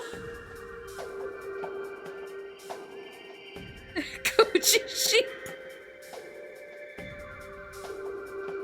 Yeah, so then the Christmas after that, I got, and I got him a few more helicopters and like a few years after that, but the year after that they came out with kind of a little drone thing. It's not like a true drone.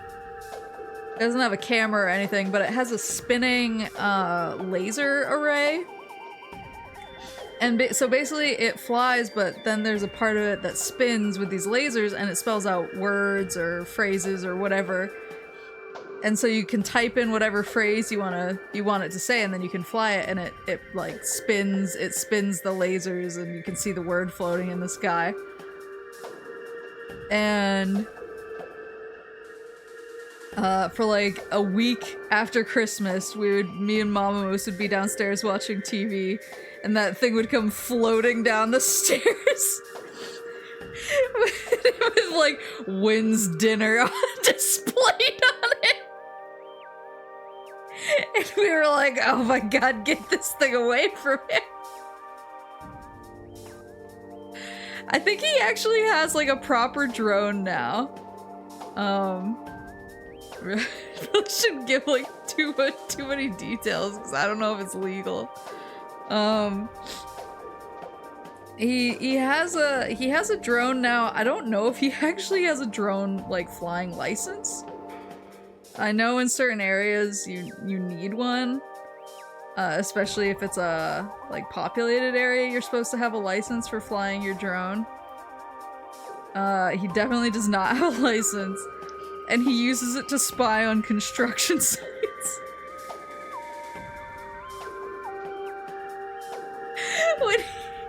When he's curious, like what they're building. When like new development rolls in at anywhere nearby, and he's like, what the hell are they building over there? He sends his drone. He actually found like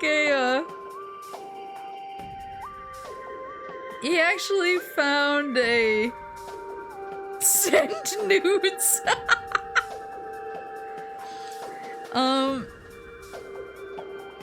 He watched like an insane car accident in action on his drone one time because he was using it to check out a construction site that he was like, I want to know what they're building. And he saw one of the like really heavy pieces of equipment slide down a hill. He did not cause the accident. He saw one of the really heavy machines slide down the hill, and he was like, uh-oh. And, then another machine showed up to try and tow the first heavy machine out of the ditch that it had slid into, and the second one slid into it, and he was like, I should get out of here. And he just, like, got his drone back and bounced. He was like, I do not want to be around for whatever happens next. He was like, I don't want anyone blaming me for this. Yeah, he'll just he just updates me because he really hates it. They're building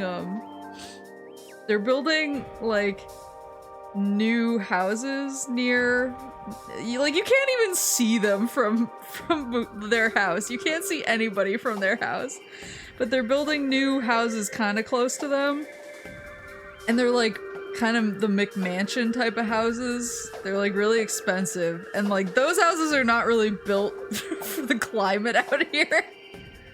And the plots that they're built on, they had to do a lot of blasting in order to level out, but they didn't quite do it right, so there's a lot of like weird drop-offs that will kill children if children live in that neighborhood.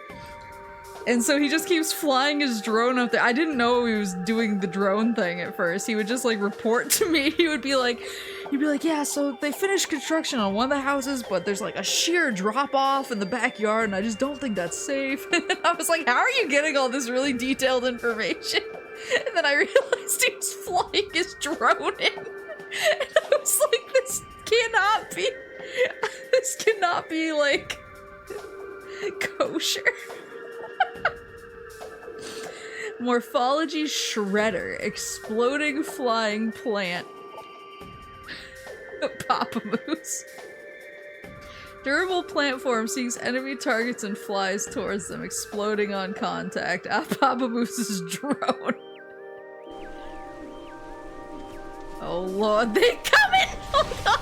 Hold on, no, get away! Whew.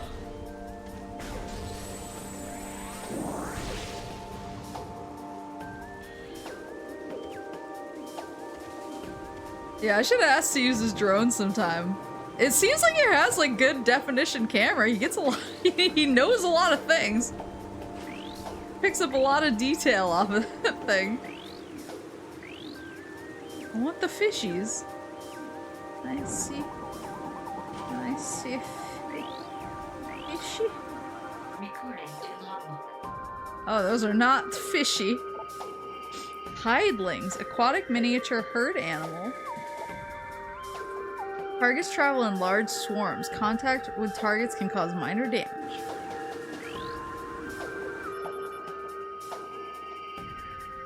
You need to get one yourself to investigate those wolves from a while back.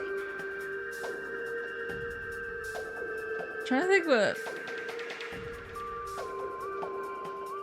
I'm like dubious about getting a drone because I live in the kind of area where I think if somebody saw a drone, they might shoot it down.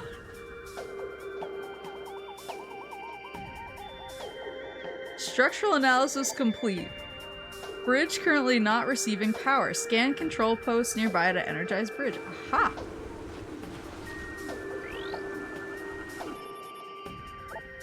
Security gates connected to moving bridge operation. Activate bridge to open the gates. For fun or for crazies? A little column A, a little column B. I actually found a new route home today. Because I dealt with so many crazy people on my morning drive, I was like, I just want a different route that might have less people on it. And I found one. And the good news is that it was far less people. I only saw like one other car. No cars, just a road living in the moment. The good news was also that it was the type of place where a bunch of the mailboxes were cobbled together from farm equipment, like leftover farm equipment. And I was like, yes, very good. And there's a lot of like Dale Earnhardt stuff everywhere. a lot of Dale Earnhardt paraphernalia.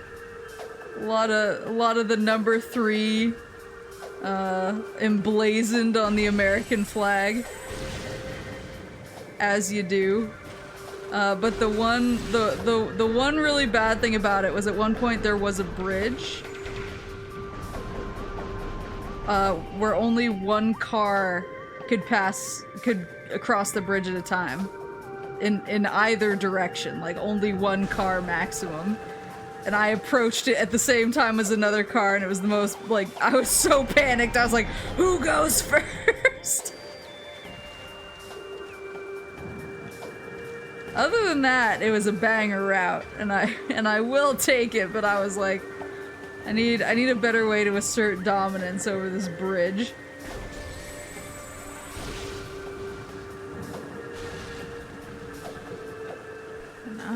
Ooh. There's a door in there.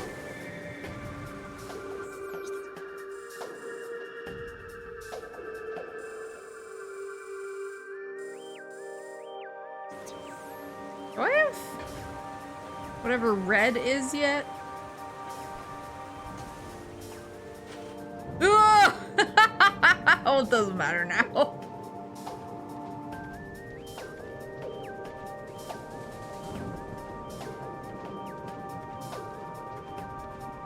What's the water suit? The gravity suit? Gravity suit onegai shimasu.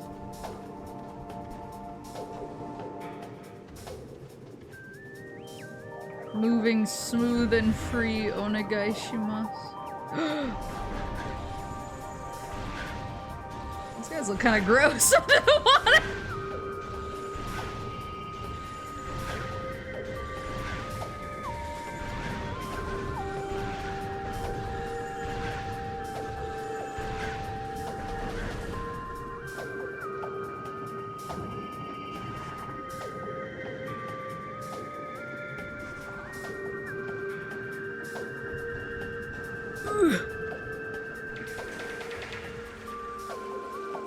I can't read green, can I? No. Need proper translator module. Okay. What are those? Excuse me? Ooh. No. Shrieker. Flying plant predator. Bursts from Earth and takes flight. Fires sonic blast. Generates stealth field that disrupts most visors. Oh, they turn invisible. But I probably get a visor that can see them.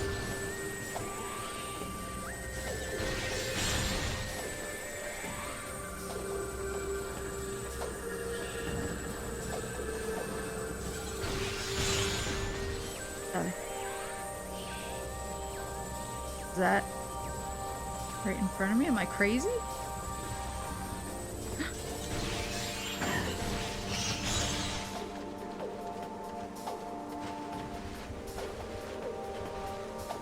I forgot how painful water is.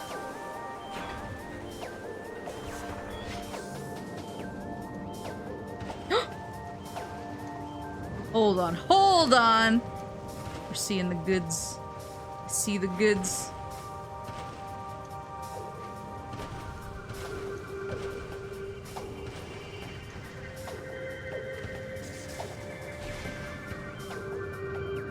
No.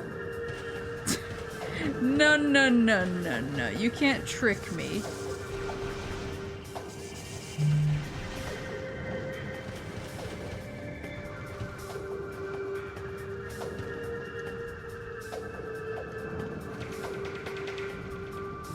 Do I have to fall down from above?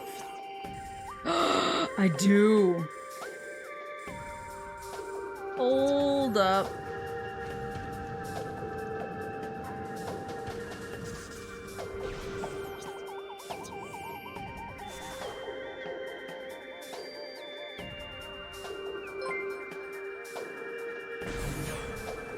Hold up. Oh, where is it? Lavaman, thank you so much for the raid. Digimon Story Cyber Sleuth. Boys, tell them what we think about Digimon Story Cyber Sleuth, or more specifically, what everybody thinks about me playing it. Welcome, welcome. I'm Maple. I'm Maple, I'm a moose. I like playing lots of different types of video games. I'm playing Metroid Prime 2 right now. This is some— oh, there's a bridge! Did you know the timer caps at 999 hours? Yup. That's a fact! And actually, it's not 999, it actually caps at 1,000 hours in 1 second. And you know how I know that?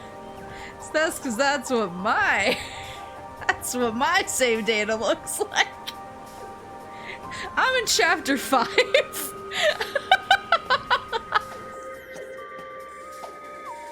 Oh, there's a bridge. Oh, do I need to go through the light door to get to the bridge?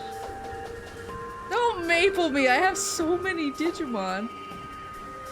I actually saw, I forgot how I came across it. I was looking up something the other day, and there was somebody, I think it was a Reddit post. Somebody was like, is it okay? Like, what's the optimal team for Digimon Cyber Sleuth? I feel like I'm spending a lot of time just collecting Digimon, but maybe I should be trying to min-max for a team. And somebody was like, man, if you want to collect Digimon, then I say play the way you want it. And I was like, go off, King.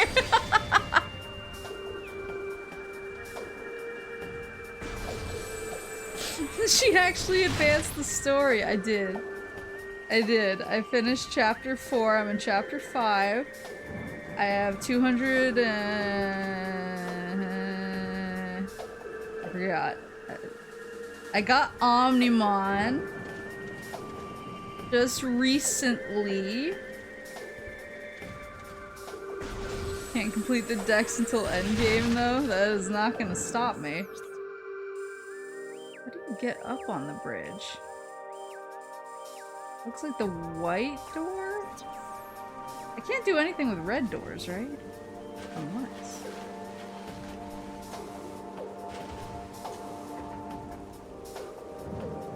I got Omnimon. What else did I get? I got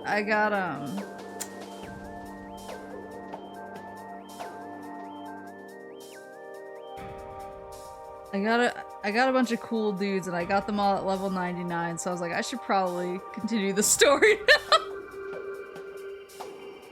There's a blast shield on the door blocking access. Analysis indicates that the blast shield is invulnerable to a missile. Oh, it's just missiles?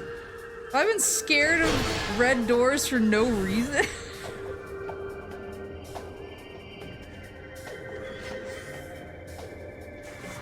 Now this is pod racing.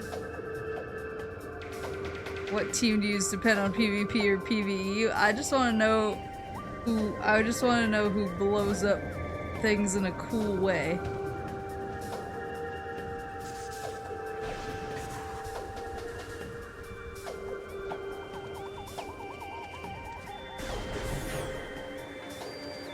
Oh!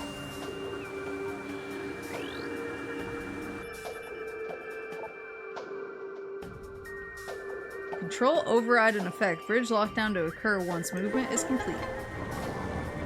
Just use your faves. Well, that's true.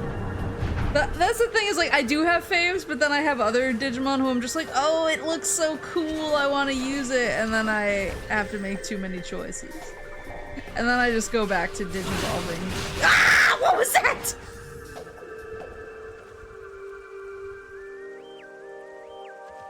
I just go back to Digivolving 100,000 times so that I can see how cool everyone looks.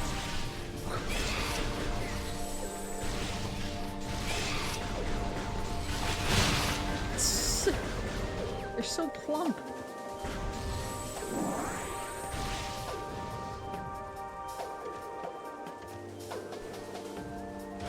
I got who did I get? I'll show you guys later. I got a bunch of cool looking dudes.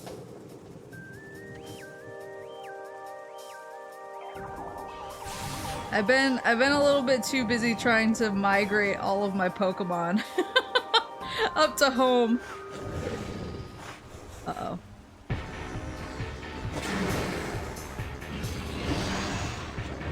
And I'm close. I'm really close to having all of my Pokemon at home. Ooh! Missile boys. Oh, from the back. Give me your ass!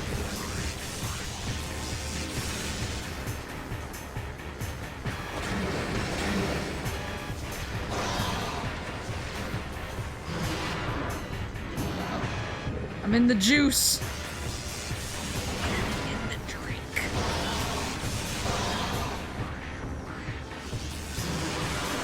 I should probably scan.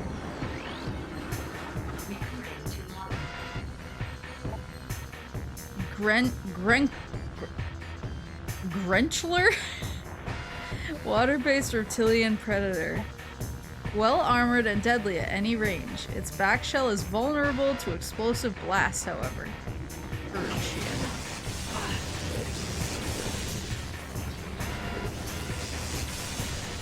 I think I have an Iron Hands, but wait, isn't that a Violet exclusive raid? Am I crazy? I have Scarlet. I do have a full dex in Scarlet, though.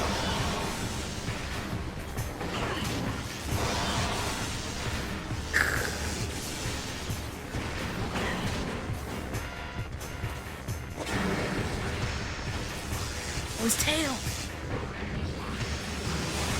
It just fell off like a chunk.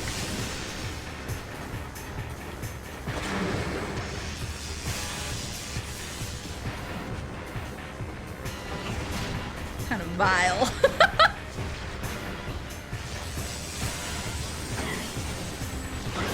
There you go.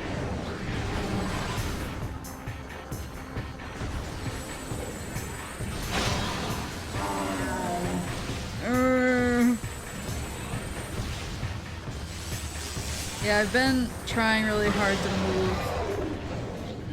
move all of them. I'm not even getting all of them. I'm kind of at the point now where I'm like, yes, I do have 72 Geodudes and I don't need all of them at home.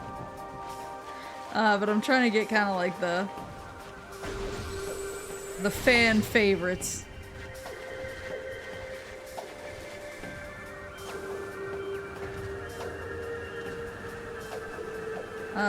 And I have a good amount. I'm mostly trying to, the last big hurdle that I have.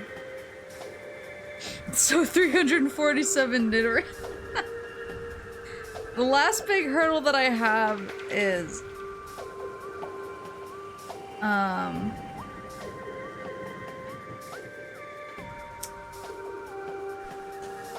so Sun, Alpha, Sapphire, and Omega Ruby. I beat all of them, but I didn't really do a lot of post-game stuff. And so I still have some legendaries in those that I haven't caught. And I'm just trying to figure out if I have enough time to go catch those legendaries and transfer them over before the servers go to hell, or if I should just transfer, call it a day, and hope that they come back in some form later. Structural analysis complete. Powered bridge is online, yet its control system is missing from area. Unable to move bridge to a new position. What are those?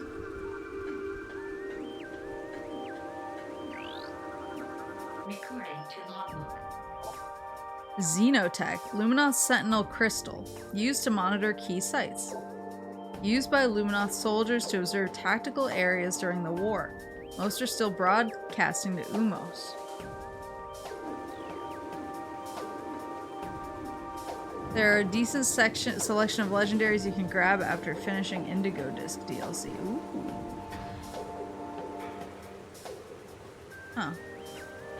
Yeah, I mean, I've heard that Delta episode, the post-game for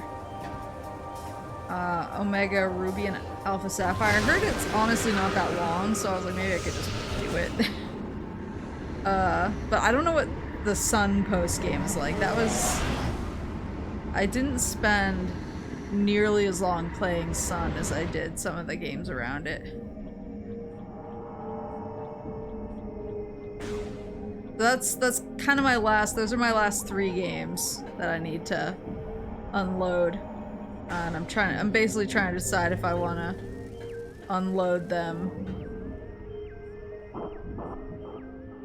before or after doing that. Recording to logbook. Xenotech, Dark Sentinel Crystal. Monitor system designed for use on Dark Ether. Used by Luminoth soldiers to monitor critical areas throughout Dark Ether. Few remain, those that do broadcast data to Umos of Ether.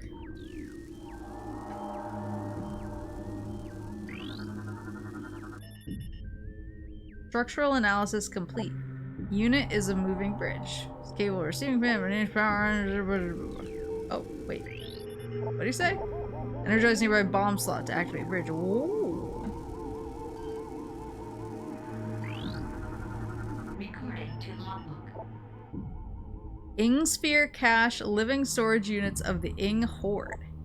The Ing Sphere keeps useful items in a dimensional pocket. The pocket can be breached by destroying the Ing Sphere.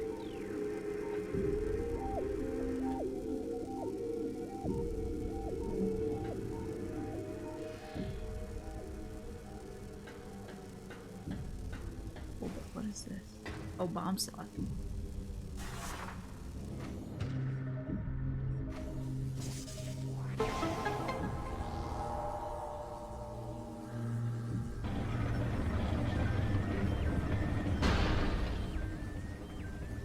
Oh yeah, the Ultra Beast stuff.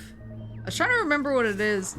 Like I said, like Sun and Moon, I played all the way through, but then once I beat it, I was kind of like, those are good. I think just the post game didn't really speak to me. Where is this? So now I can't get in that door because it's super missiles. Whoa, what is that? Recording to logbook. Flogus, aquatic carnivorous plant, incredibly resilient. Target its vulnerable nerve center when it opens its mouth to attack. Direct hits will stun target. Yee, what if I just don't? What if I don't fight that thing? I'm a little worried about going down into the goo.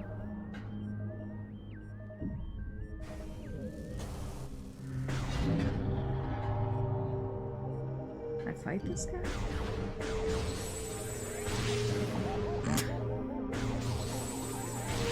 It wants nothing to do with me.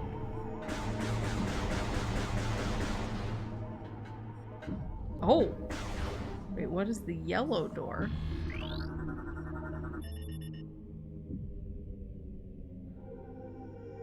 Ultra Sun / Moon has more stuff, but Vanilla's short enough. Yeah, I haven't played Ultra Sun. I have Ultra Sun and haven't I think I'm on like the second gym or something. I put it off for a long time and then I played it like right before Scarlet and Violet came out, or I started playing it, and then of course that came out and I was like, well. Analysis indicates that the blast shield is invulnerable to most weapons. A power bomb. Oh. Oh. They mean a power bomb. Of the power bombs. Okay. I'm picking up what you're putting down.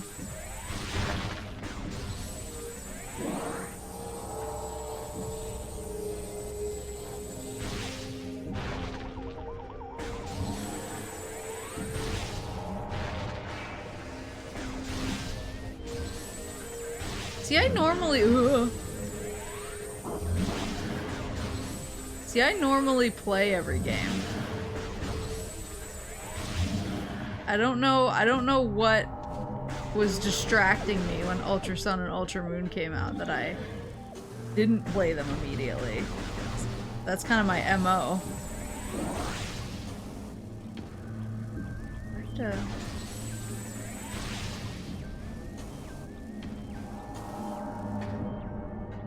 That's where I came in. There's two doors I can go in, a white and a blue.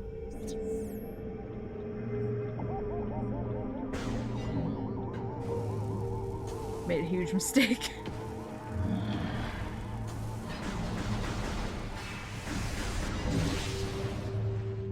Why did I jump down here?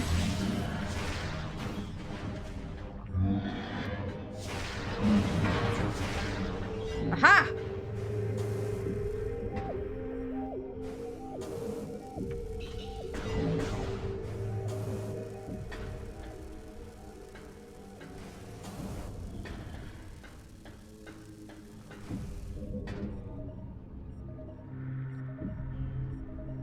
Oh, it's still required to have sword and shield, though. I have sword and shield. I beat sword. I have shield and I haven't beaten it, but I have beaten sword.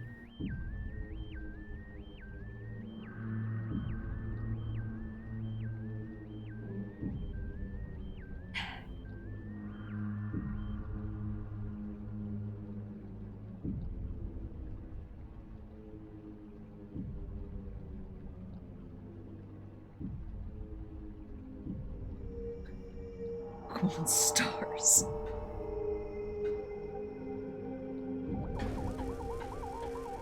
Well, I'm excited that we're finally getting Pokemon Z.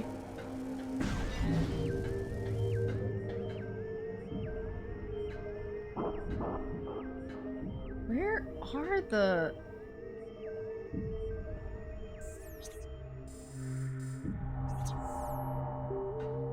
It says... Is it behind the grate?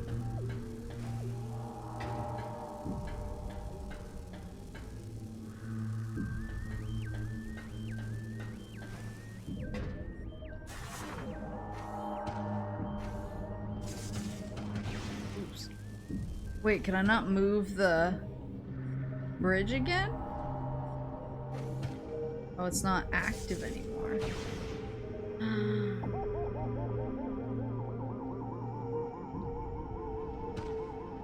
Well, I was one of the little goblins who was constantly begging for Z because I actually really liked X and Y. I think that five is probably still like I consider 5 to be a modern gen. I think 5 is probably still my favorite more modern gen. But I really liked X and Y, so I was always kind of begging for Z. So the fact that it's coming now, I'm like, vindication! How do I... It looks like it's behind... Oh, I see it. It is behind the grates.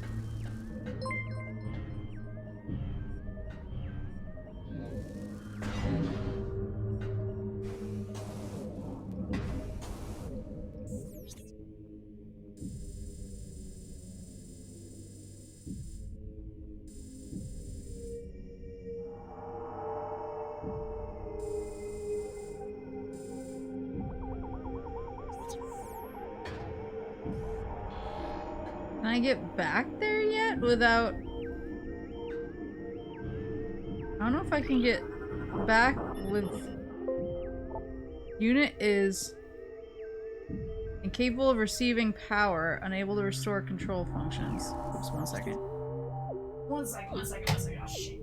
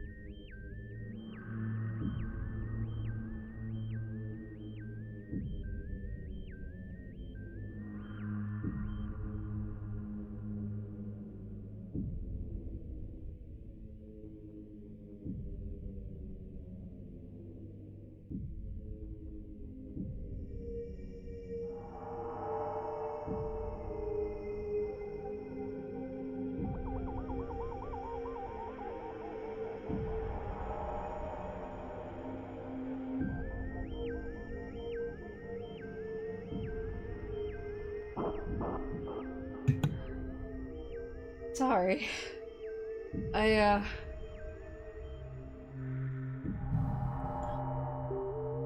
When I brought my laptop in to plug in my TV to watch HoloFest, I brought the charger cable in there. And I actually forgot to bring it in and plug it into the laptop. So I've been on battery this entire time. And it finally just flashed me like, oh, you better plug in if you don't want to lose power. And I was like, what the hell? Yeah, 2 hours of streaming on battery. Pretty good laptop.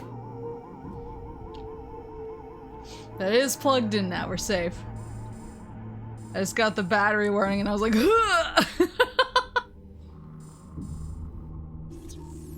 how do you get up there?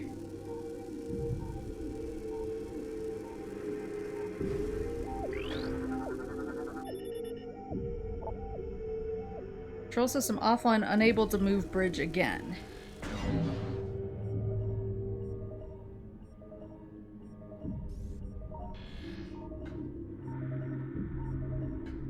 Anything I haven't scanned?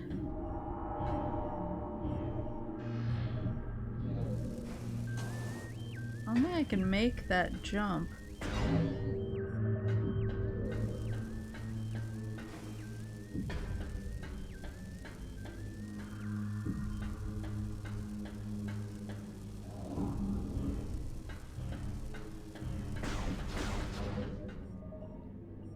Kind of feel like I need to come back when I have super missile slash power bomb. Yeah, I was gonna say my work laptop also speed runs the final percent. It's like as soon as I get down to like 15 or 10, I know that that thing is going out in seconds.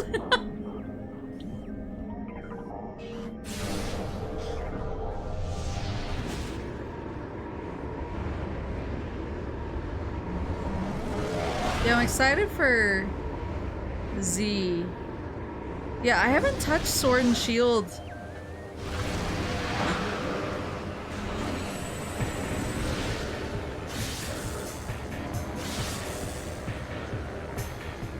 I haven't touched Sword and Shield in a while. What the? Not what I was scanning. Oh.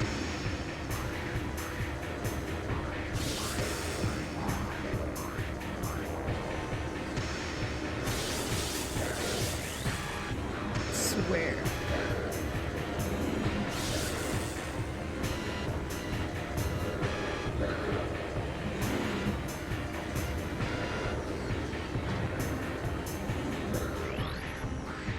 Dark Pirate Commando. Darkling possessed elite space pirate. Increased combat ability due to symbiotic presence. Able to phase out of local time space. Yes, that's where he keeps going. Woo!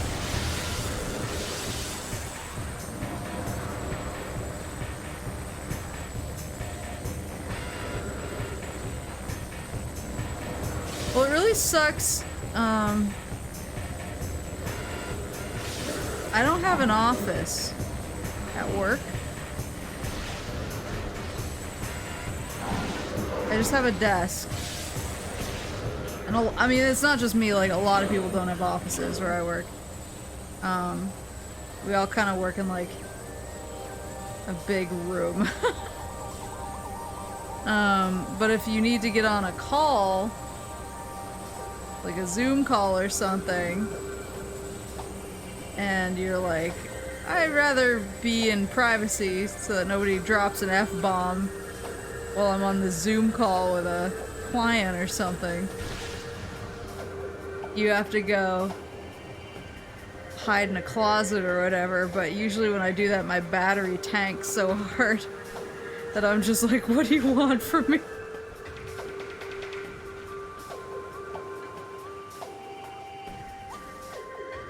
Old movies and shows hate on gray cubicles, but we'd riot if they took ours. That's what I was saying the other day.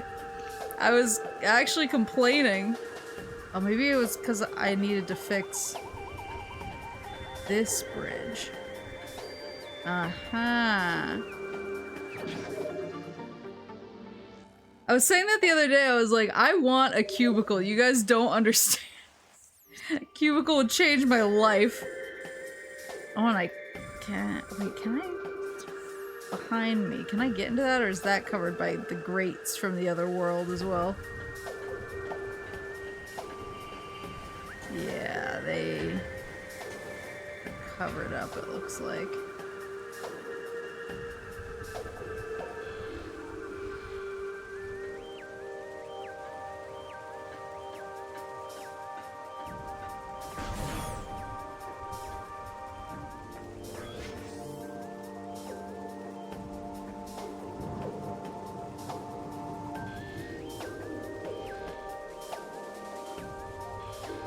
Why the cube? Wait, why the cubicle? Oh, there's a creature there. Spore!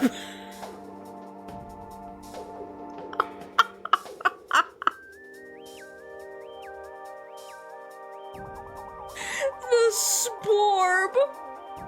Lurking carnivorous plant. Fires poison needles in battle. Can grip small objects in its jaws. The Sporbster Gaming. Yeah, no, I just want like any amount of privacy at work. Or like the ability to make a phone call without announcing it to the entire office, or have a Zoom call.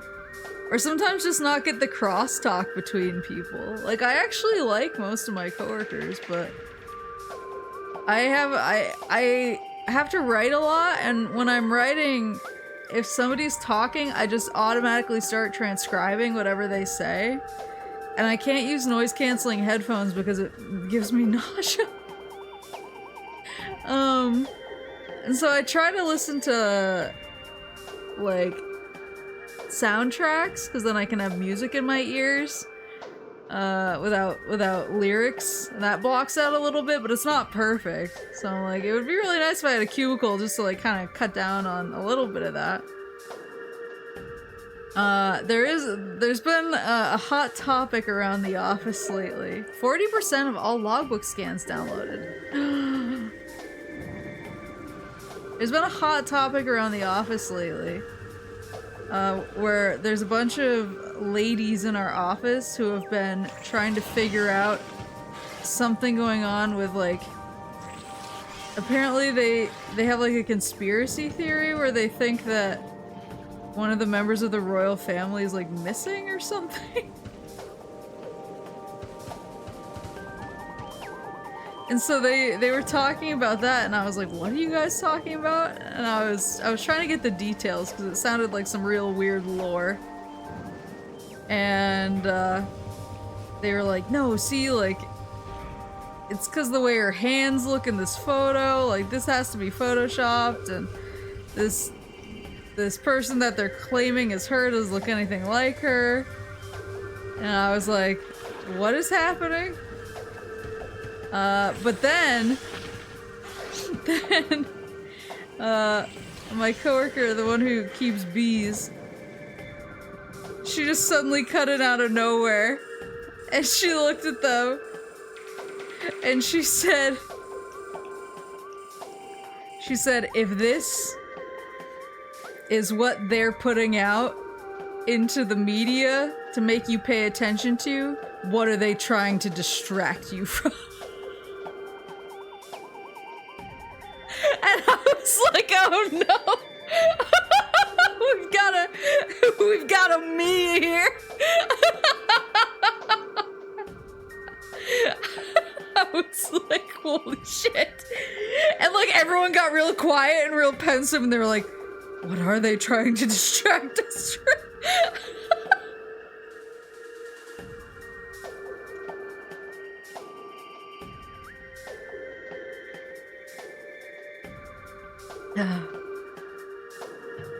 No, like, apparently there's this big conspiracy theory with like yoga moms online right now, where they all think that, like, I think Kate Middleton is like missing or has been replaced. Why haven't the Patriots saved us from this future?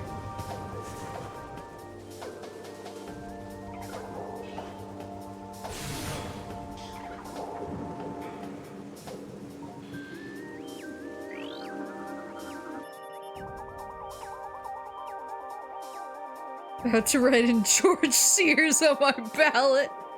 Think the aliens took. Well, I was trying to get like legitimate information, not because I was like buying into it or like entirely interested, but I just wanted to know like what the prevailing theories were. I was like, if you're going to be a theory cracker in front of me, you have to provide. You can't just give me a half theory. I want you to have thought about it. And so I started like probing them. I was like, okay. I was like, so she's missing. I was like, is the theory that the royal family like knows what happened to her and is trying to cover it up, or is she missing to them as well, but they're freaking out and trying to like cover it up until they can figure out what's going on. And they got like really quiet for a long time, and then they were like they were like different people think there's different theories about this. And I was like, okay, what do the scholars think? And they were just like, what? I was like, you cannot do this, and you're in theory crafting royalty, the presence of royalty right now. You can't just do this and not expect me to ask questions. Proving the right aliens. Well, yeah, like, is that a theory that people have? I want to know. Unit locked in current firing position. Oh, we're gonna get shot. Pew. Well, I want to know, like, if you're gonna have a theory, like, at least make it be good. I was like, I want this fleshed out. Like, are her kids missing too? Is it just her?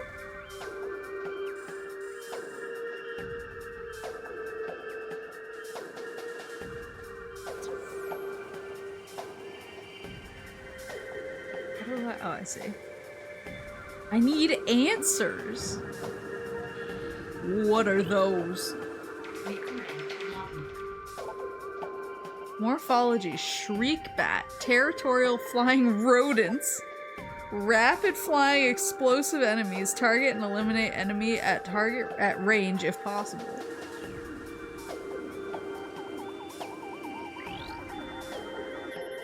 But that's just a theory. See, I want them to give me their theories and then be like, but that's just a theory, and then I can freak out.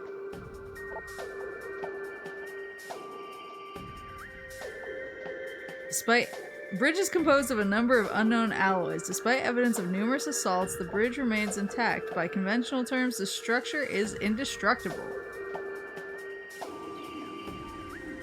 You're willing to fight the royal family to find out?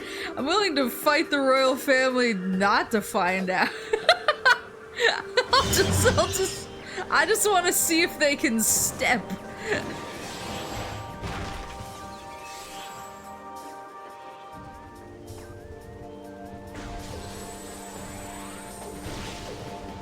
I would like to do some kind of unhinged reading of Prince Harry's book, though. I heard it was like one of the most unhinged books of modern times. And I didn't believe it. I was like, there's no way. And then I looked up a synopsis because I was curious, and it truly seems to be one of the most unhinged books of modern times. Good night, Gazer. He's like, he was talking about how he, like, I think he knew his wife was pregnant because of the way a seal, like, clapped its fins and sang at her.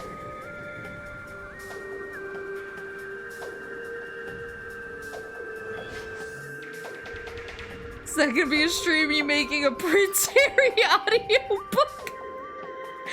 No, I would never.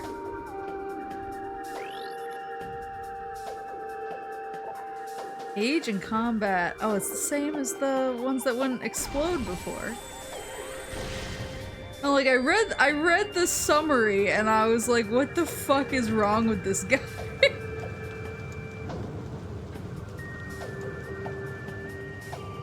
The power thingy, it's under me right now, right? Yeah, it is. Okay.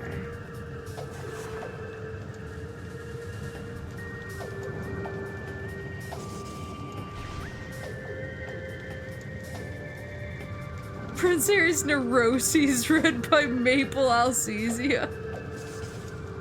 Wow, so true. Whee! That's all I wanted. Now let me back up! Oh, that was close!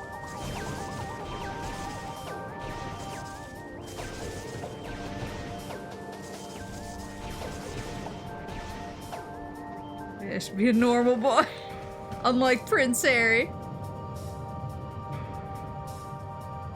Oh wait, I can't go out here.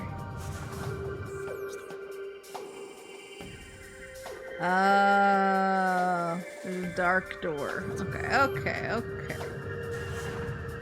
Okay, okay, okay, okay.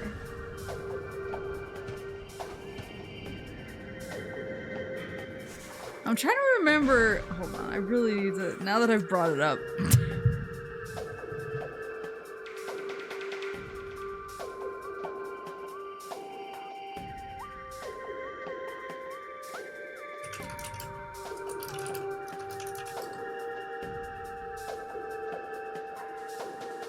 Yeah, it's. I think the funniest part about it is apparently this book used to be like twice as many pages, and his editor was like, "You need to cut this down."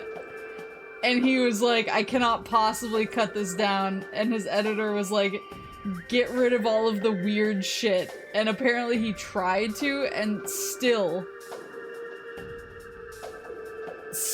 it turned out this weird.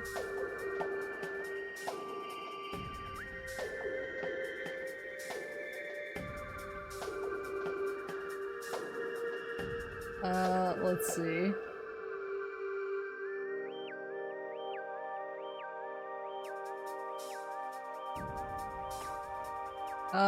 He took cocaine at the age of 17, which he said wasn't very fun, but it did make me feel different. He adds he also took magic mushrooms at a party at Courtney Cox's house and washed them down with tequila, after which he had hallucinations in a lavatory and talked to the bin and the toilet.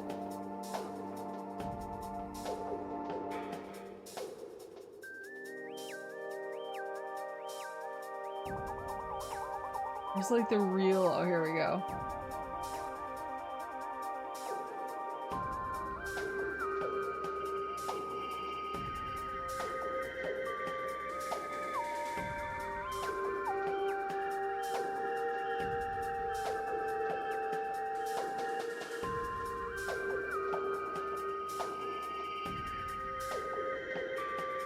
Harry talks about the two signs that hinted he was going to have a child.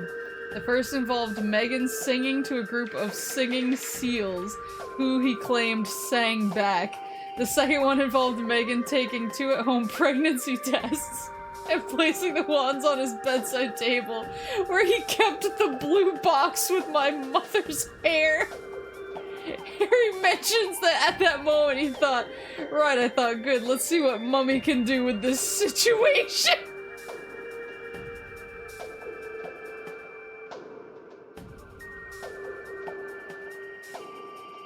When his wife was giving birth, he used a canister of laughing gas to enhance my calm.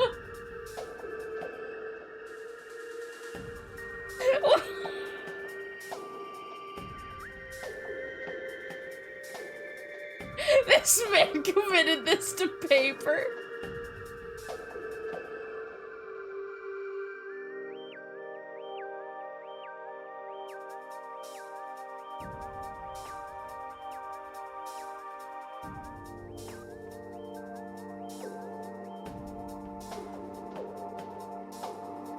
See new friends? What a gamer. I would simply swallow all of this shame and die. Who is the target audience for this? That's the question. Make that man a VTuber.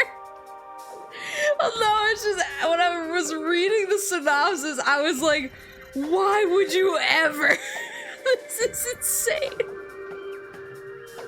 And so of course I was like, I do not understand, like, why people get so into like this lore. Why people get so into the tabloids for these strange people. but now at work, now I have a bunch of people who do, and I'm like, oh, well, if I have to be around it, you better give me the lore. No!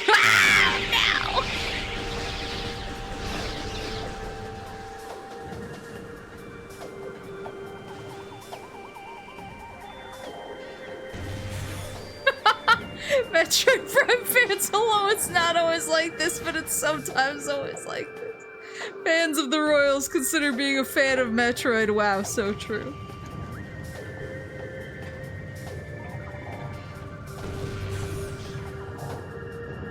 Oh, loading?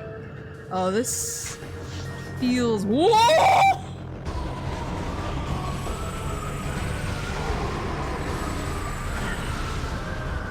Did he just leave his bud? Oh no, he's still here. A lot of bros.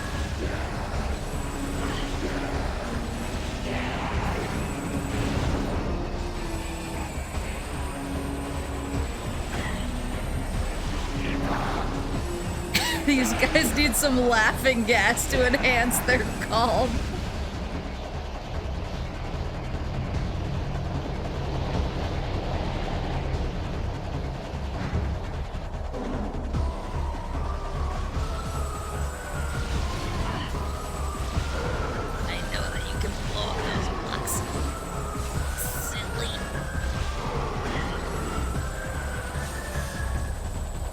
That's looking pretty green over there.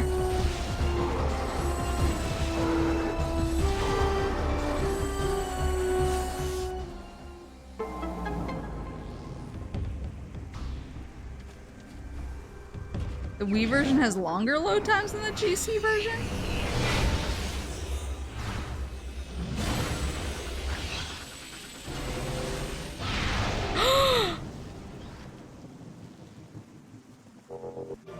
Super missile acquired! Let's go! This powerful attack uses 5 missiles. Using the power beam, press and hold A to charge. How am I supposed to do that? My thumb literally can't press both buttons at the same time.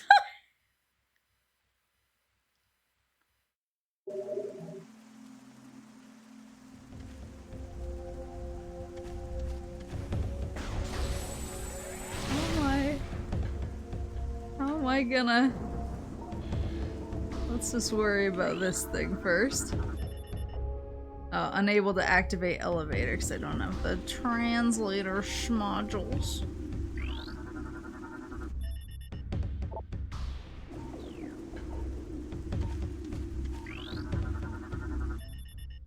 Elevator platform active.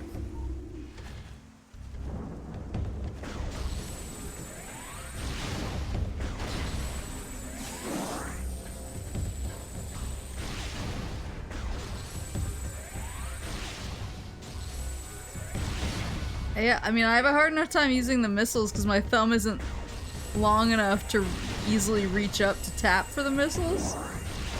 So I do not know how I'm supposed to press both. I've been using the pillow and sliding the controller down so that I can more easily tap the missile button. I don't think I can do both at once.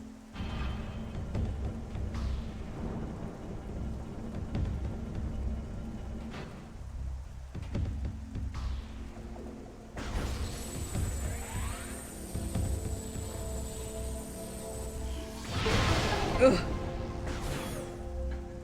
Ooh.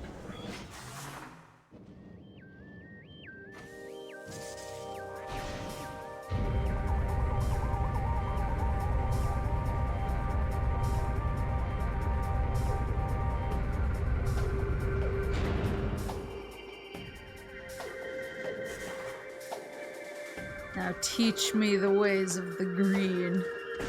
It's not easy speaking green. Ooh!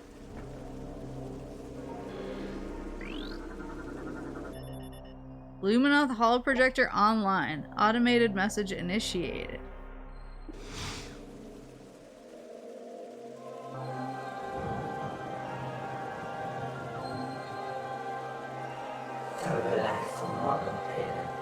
Great warrior comes to the temple of Torvis. May you succeed where I failed.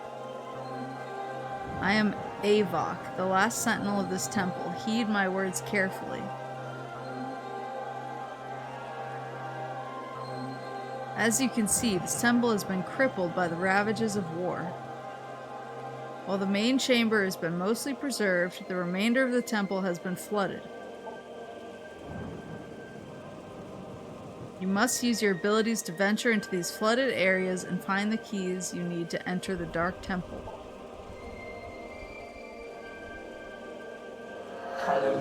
The waters of dark ether are foul and venomous. Avoid them if you can. I have updated your translator module. You can access devices and doors coded with emerald holograms. Search the areas now open to you. I'm speaking green!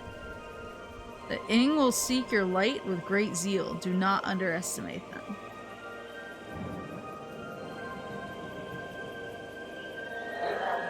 The time for talks is over. Good hunting, and may the light of ether guide your aim.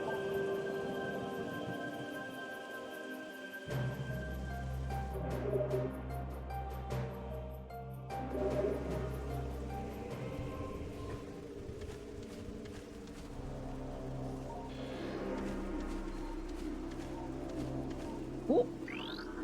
Dead guy. Bioscan complete.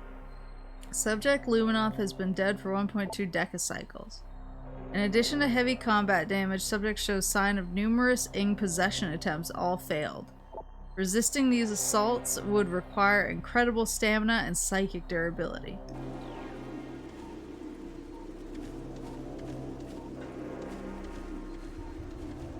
Alright, time to go speak some green.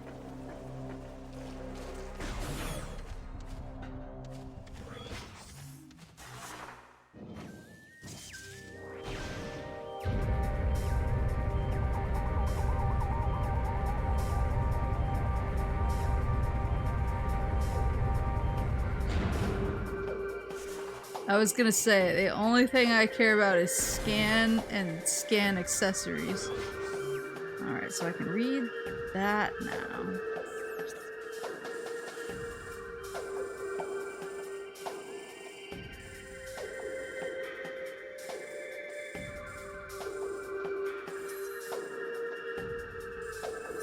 Aha!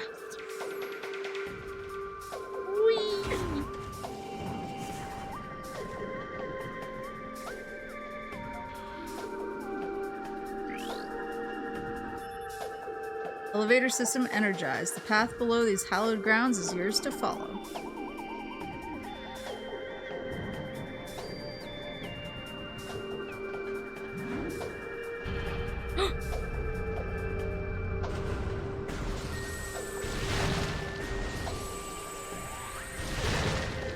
Keep forgetting I have green now. I mean, not green, I mean, green as in I can open the green doors. What does purple take again? Oh, the energy pods. Destroy all 5 pods. I don't understand the pods. Are these the pods? Who was pod?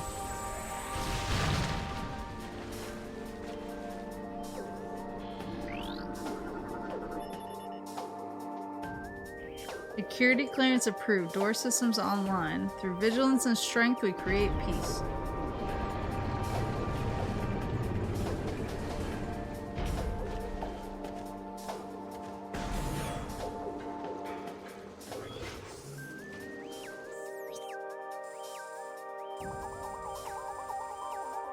Oh, let me check the super missile door.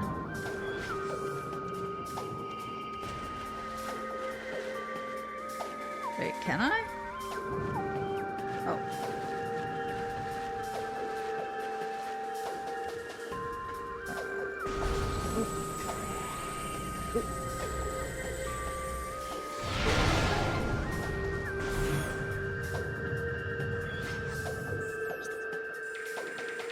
Oh, it's just a shortcut back. Okay. Okay. All bounty hunters know is be an urban legend, eat hot chip, and scan.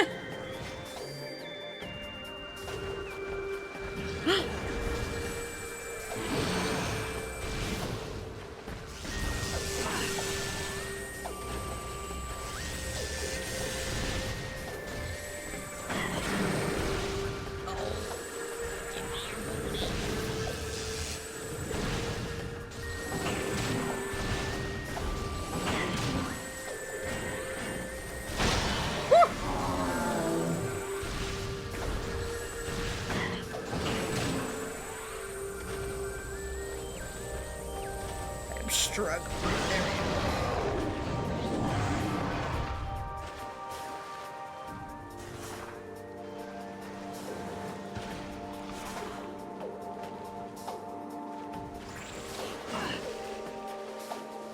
go. Ooh!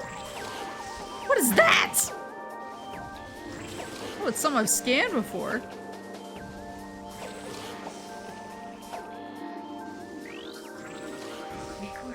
New lore entry. Luminoth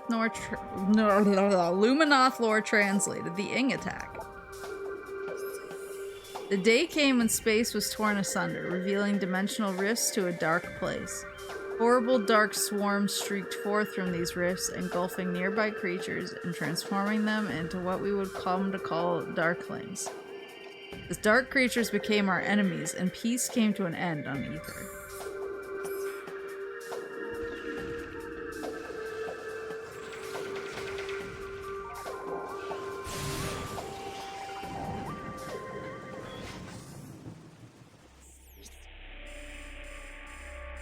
Got a blue door and a black door.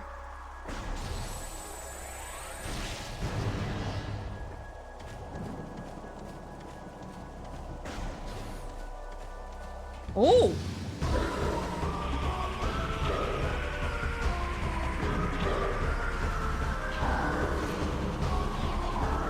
Wait.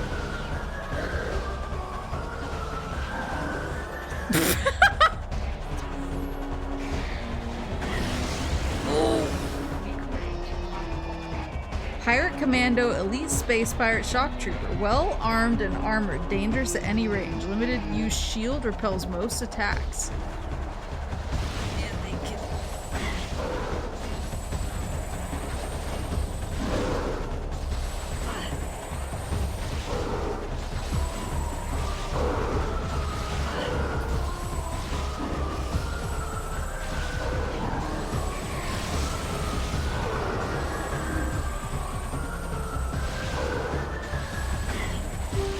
Why do they look so doofy when they rap?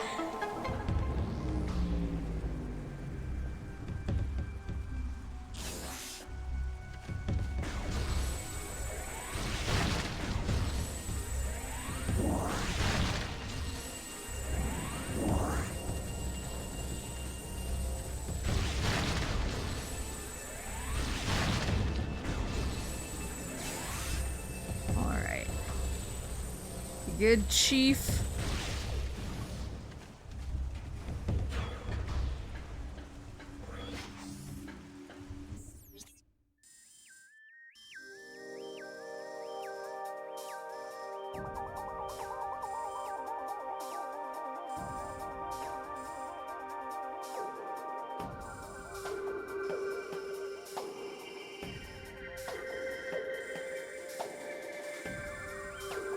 Where on earth is a save room?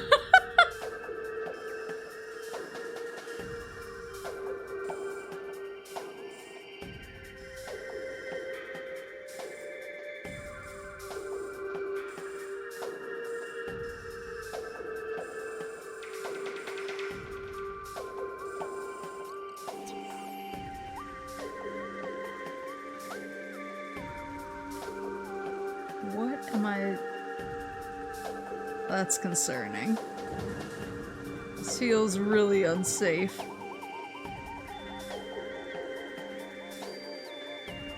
I don't think they want me to try and platform that. That feels like asking for trouble.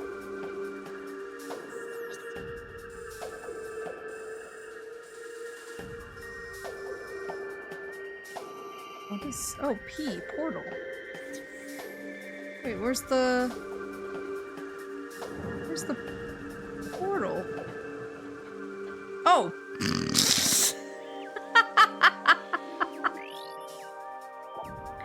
Console used to energize and open a portal.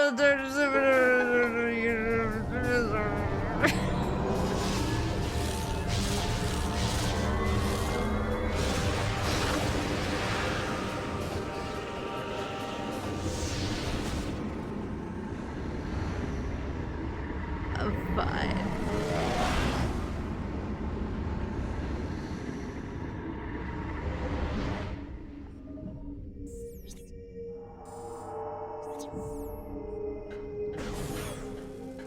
Oh, I can already tell this place is gonna suck.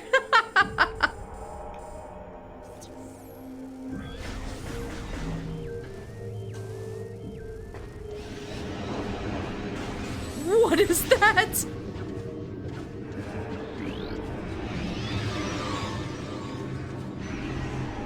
More than one! Just let me skin you already! God, they do so much damage. I'm going insane. According to logbook. Hunter Ing, elite warriors of the Ing Horde. Phasing shapeshifter, deadly in close combat, dislikes bright light. Heard. And understood.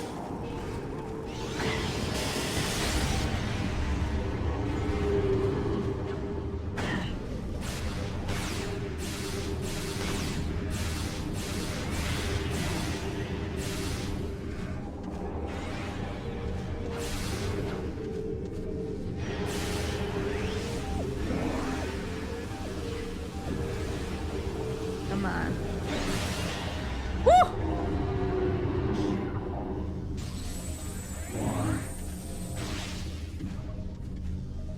Okay.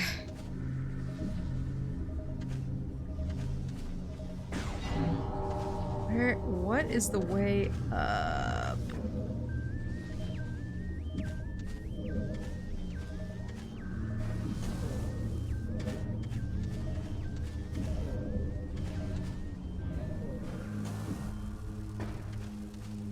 Aha.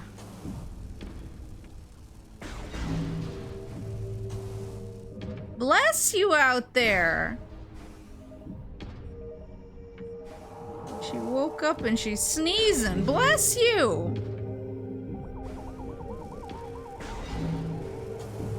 Bless you again. Got your little allergies going on?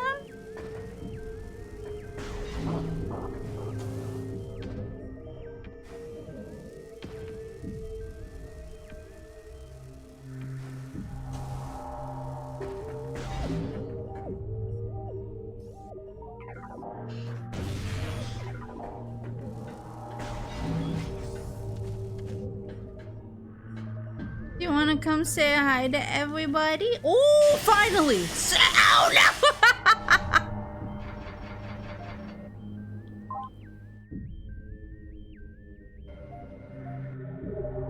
Game has been saved. Energy fully replenished. Whew. That was a long time between saves.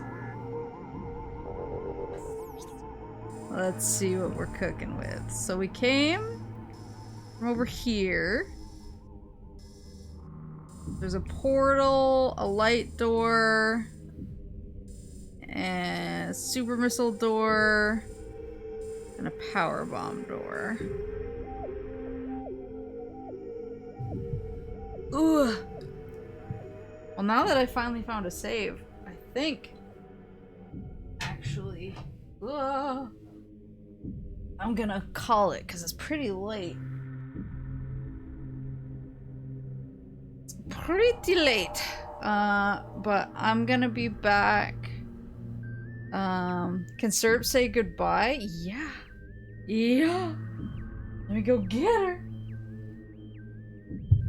You still out there, sweetie?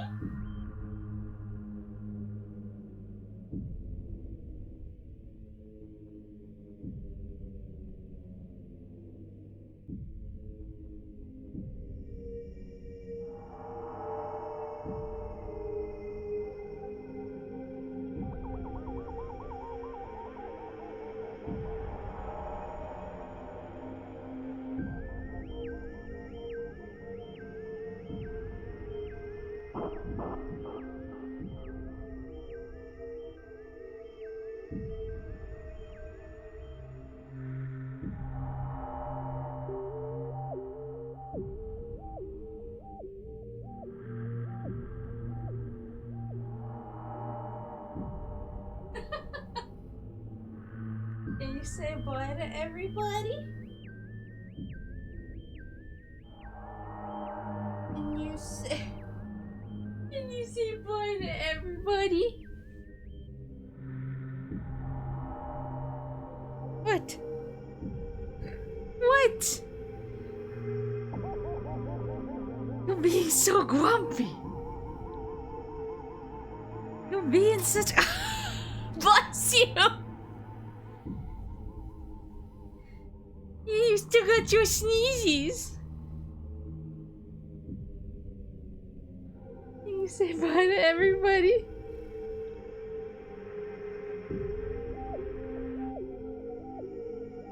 Yeah. Mwah. He's like, I don't want to meow, I want to sneeze and snuggle mommy. Okay, we'll go snuggle then. We'll go snuggle then.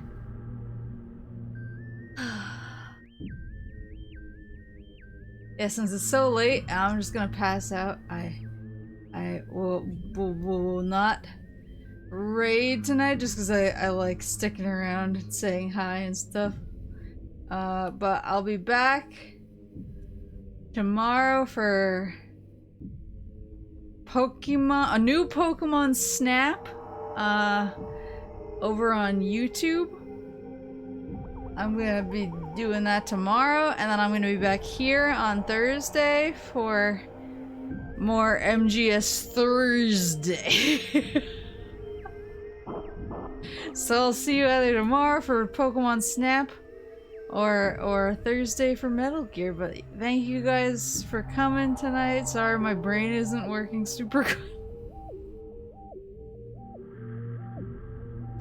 But I'll see you tomorrow or Thursday. Or Phyllis' original idea, I swear to God.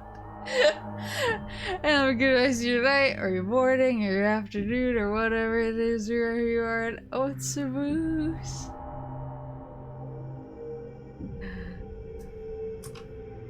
Oh.